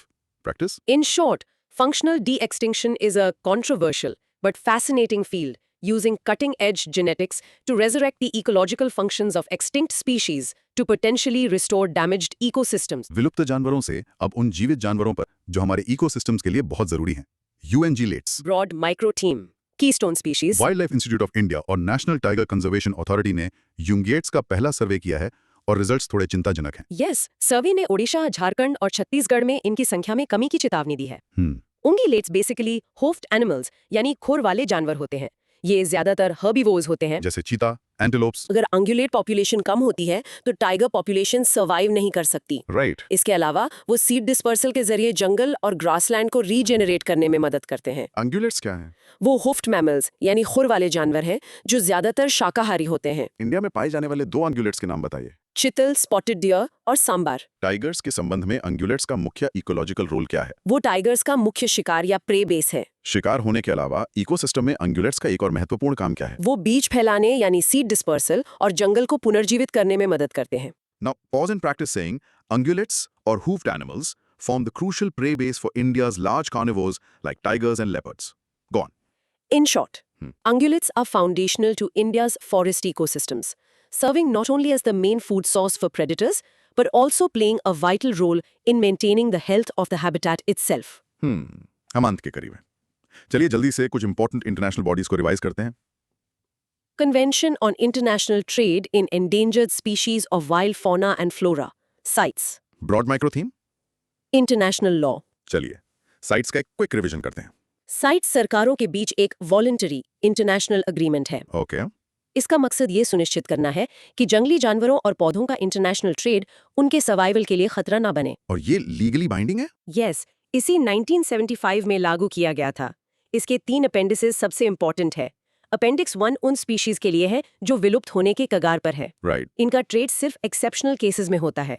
Appendix 2 उन स्पीशीज के लिए है जिन पर अभी विलुप्त होने का खतरा नहीं है, लेकिन ट्रेड को कंट्रोल करना जरूरी है। और अपेंडिक्स 3? वो उन स्पीशीज के लिए है जिन्हें कम से कम एक देश में प्रोटेक्ट किया गया है। क्या साइट्स लीगली बाइंडिंग है? यस, ये इसकी पार्टीज पर लीगली बाइंडिंग है। साइट्स अपेंडिक्स 1 का क्या उद्देश्य है? विलुप्त होने की कगार पर खड़ी स्पीशीज को सबसे ज्यादा प्रोटेक्शन देना, जिससे उनका ट्रेड सिर्फ एक्सेप्शनल सर्कमस्टांसेस में ही हो सके। Now, pause and practice saying CITES regulates international wildlife trade through its 3 appendices, with Appendix I offering the highest level of protection. In short, CITES is the key global agreement that regulates the international trade of endangered species to prevent overexploitation and ensure their survival. Ugly body, International Union for the Protection of New Varieties of Plants, UPOV. broad micro theme. Intellectual Property Rights. OPOV क्या है? ये एक intergovernmental organisation है जो plant variety protection यानी PVP के एक प्रभावी सिस्टम को बढ़ावा देती है। Okay. ये ब्रीडर्स राइट्स देती है, जो एक तरह का इंटेलेक्चुअल प्रॉपर्टी राइट है। क्या इंडिया इसका सदस्य है? नहीं, इंडिया इसका सदस्य नहीं है। अच्छा। इंडिया का अपना कानून है protection of plant varieties and farmers rights act 2001। ये कानून इसलिए अनोखा है क्योंकि ये ब्रीडर के राइट्स और किसान के राइट्स दोनों को प्रोटेक्ट करता है। जिसमें बीज बचाने का अधिकार भी शामिल है। एग्जैक्टली। क्या इंडिया यूपीओवी का सदस्य है? नहीं, वो नहीं है। और यूपीओवी में ना मुख्य काम क्या है? नई प्लांट वैरायटीज के लिए ब्रीडर्स राइट्स, जो एक आईपी राइट है, देना। Now, pause and practice saying India is not a member of UPOV because its own PPV, V and FR Act provides stronger protections for farmers' rights. Practice. In short, UPOV is the international body for plant breeders' rights, but India has chosen its own unique path with a law that also safeguards farmers' traditional rights to save and reuse seeds. अगला एक बहुत उपयोगी tool, integrated biodiversity assessment tool, IBAT. Broad micro theme, corporate sustainability. IBAT क्या है? ये 4 बड़े conservation organisations का एक कोलिशन है। Bird life international, conservation international, IUCN और UNEP, world conservation monitoring centre. और उसका मिशन? इसका मिशन डेटा, टूल्स और गाइडेंस प्रदान करना है, जो ऑर्गेनाइजेशंस खासकर बिजनेसेस को बायोडाइवर्सिटी से जुड़े रिस्क पर एक्ट करने में मदद करते हैं। अच्छा। ये उन्हें सेंसिटिव एरियाज को प्रभावित करने से बचने के लिए इन्फॉर्म्ड डिसीजंस लेने में हेल्प करता है। IBAT के पीछे कौन से 4 संगठन हैं? Bird life international, conservation international, IUCN और UNEP WCMC। IBAT का मुख्य मिशन क्या है? ऑर्गेनाइजेशंस को बायोडाइवर्सिटी से जुड़े रिस्क्स को मैनेज करने में मदद करने के लिए डेटा और टूल्स प्रदान करना। Okay, pause and practice saying IBAT is a decision support tool that helps businesses assess and mitigate their impact on biodiversity. Go on. In short, IBAT is a powerful partnership that provides critical biodiversity data to help governments and corporations make more informed and sustainable decisions. अब India में एक बहुत महत्वपूर्ण body की बात करते हैं, हाँ, national green tribunal, NGT, broader dome theme. Environmental Justice, NGT India में एनवायरमेंटल जस्टिस के लिए एक महत्वपूर्ण संस्थान है। absolutely. ये 2010 में NGT एक्ट के तहत स्थापित एक स्टैट्यूटरी और स्पेशलाइज्ड बॉडी है। ओके, इसका लक्ष्य एनवायरमेंटल प्रोटेक्शन से जुड़े मामलों का प्रभावी और तेजी से निपटारा करना है। राइट। इसका प्रिंसिपल बेंच न्यू दिल्ली में है।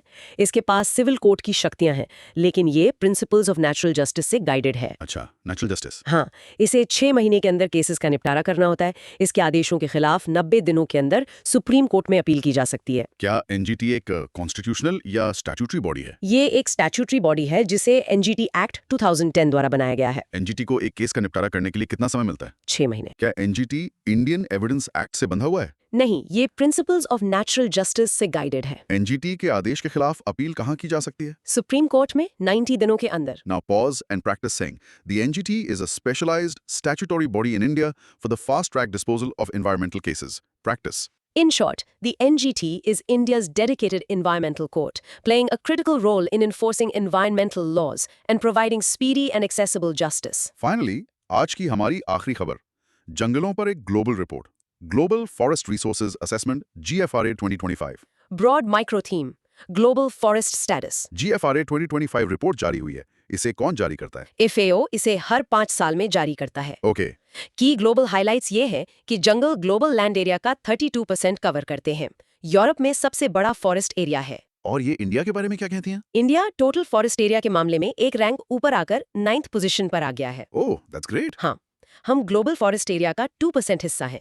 और दिलचस्प बात यह है कि इंडिया रबर प्लांटेशन एरिया के मामले में 5th रैंक पर है। GFRA रिपोर्ट कौन जारी करता है?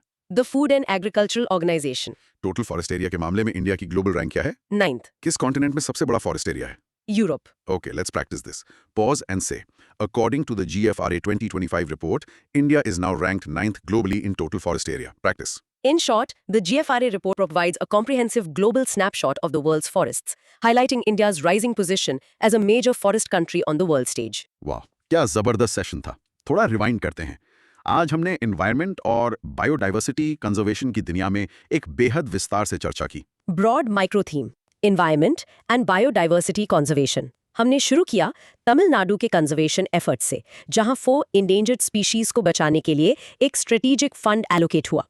याद है, लायन टेल्ड मकाक से हम्प हेडेड महासीर तक का पोर्टफोलियो। फिर हम फॉरेस्ट्स के सेक्शन में गए। हमने नए वन संरक्षण एवं संवर्धन रूल्स 2025 को समझा, गोदावर्मन केस की अहमियत देखी, ग्रीन इंडिया मिशन के विशाल कार्बन सिंक टारगेट्स के बारे में जाना। और एनवायरमेंटल अकाउंटिंग रिपोर्ट से देखा कि इंडिया का फॉरेस्ट कवर बढ़ रहा है। बिल्कुल। नेक्स्ट स्टॉप था वेटलैंड्स, कोस्टलैंड्स एंड ओशंस। हमने ऐतिहासिक हाई सीज ट्रीटी BBNJ के पिलर्स को एक्सप्लोर किया, रामसर कन्वेंशन के COP15 आउटकम्स देखे और इंडिया के ढेर सारे न्यू रामसर साइट्स का वर्चुअल टूर किया। हमने कोरल ब्लीचिंग और मैंग्रोव्स के साइमे मॉडल पर भी बात की। राइट। फिर हमने अदर इंपॉर्टेंट न्यूज़ कवर की, जैसे island protection zone, blue flag beaches और central Asian mammals initiative.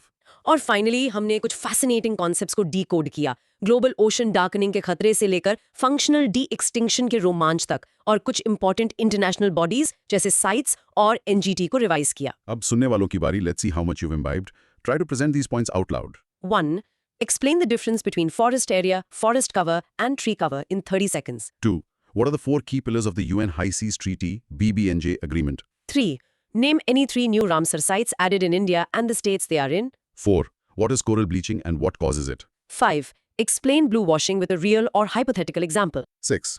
What is the main objective of the National Green Tribunal, NGT? Here's a simple challenge. एक A4 शीट लीजिए, उस पर India का एक rough map बनाइए। Okay. और आज हमने जितनी भी नई Ramsar sites, blue flag beaches या स्पीसीज स्पेसिफिक लोकेशंस डिस्कस किए हैं, उन्हें उस मैप पर मार्क करने की कोशिश कीजिए। Brilliant idea. ये आपके एग्जाम्स के लिए एक पावरफुल विजुअल मेमोरी एड बनाएगा। करके देखिए। And that's a wrap for today's massive knowledge session. I hope आपको मजा आया और आपने बहुत कुछ नया सीखा। हाँ। याद रखिए, knowledge is power only when it's understood and applied. तो इन टॉपिक्स को रिवाइज करते रहिए। बिल्कुल। हम आपसे मिलेंगे अगली बार एक और दिलचस्प विषय के साथ। तब तक के लिए कीप लर्निंग, स्टे क्यूरियस। और अगर आपको ये चर्चा पसंद आई तो इसे अपने दोस्तों के साथ शेयर करना मत भूलिएगा। Hit that like and subscribe button. क्या आप जानते हैं कि दुनिया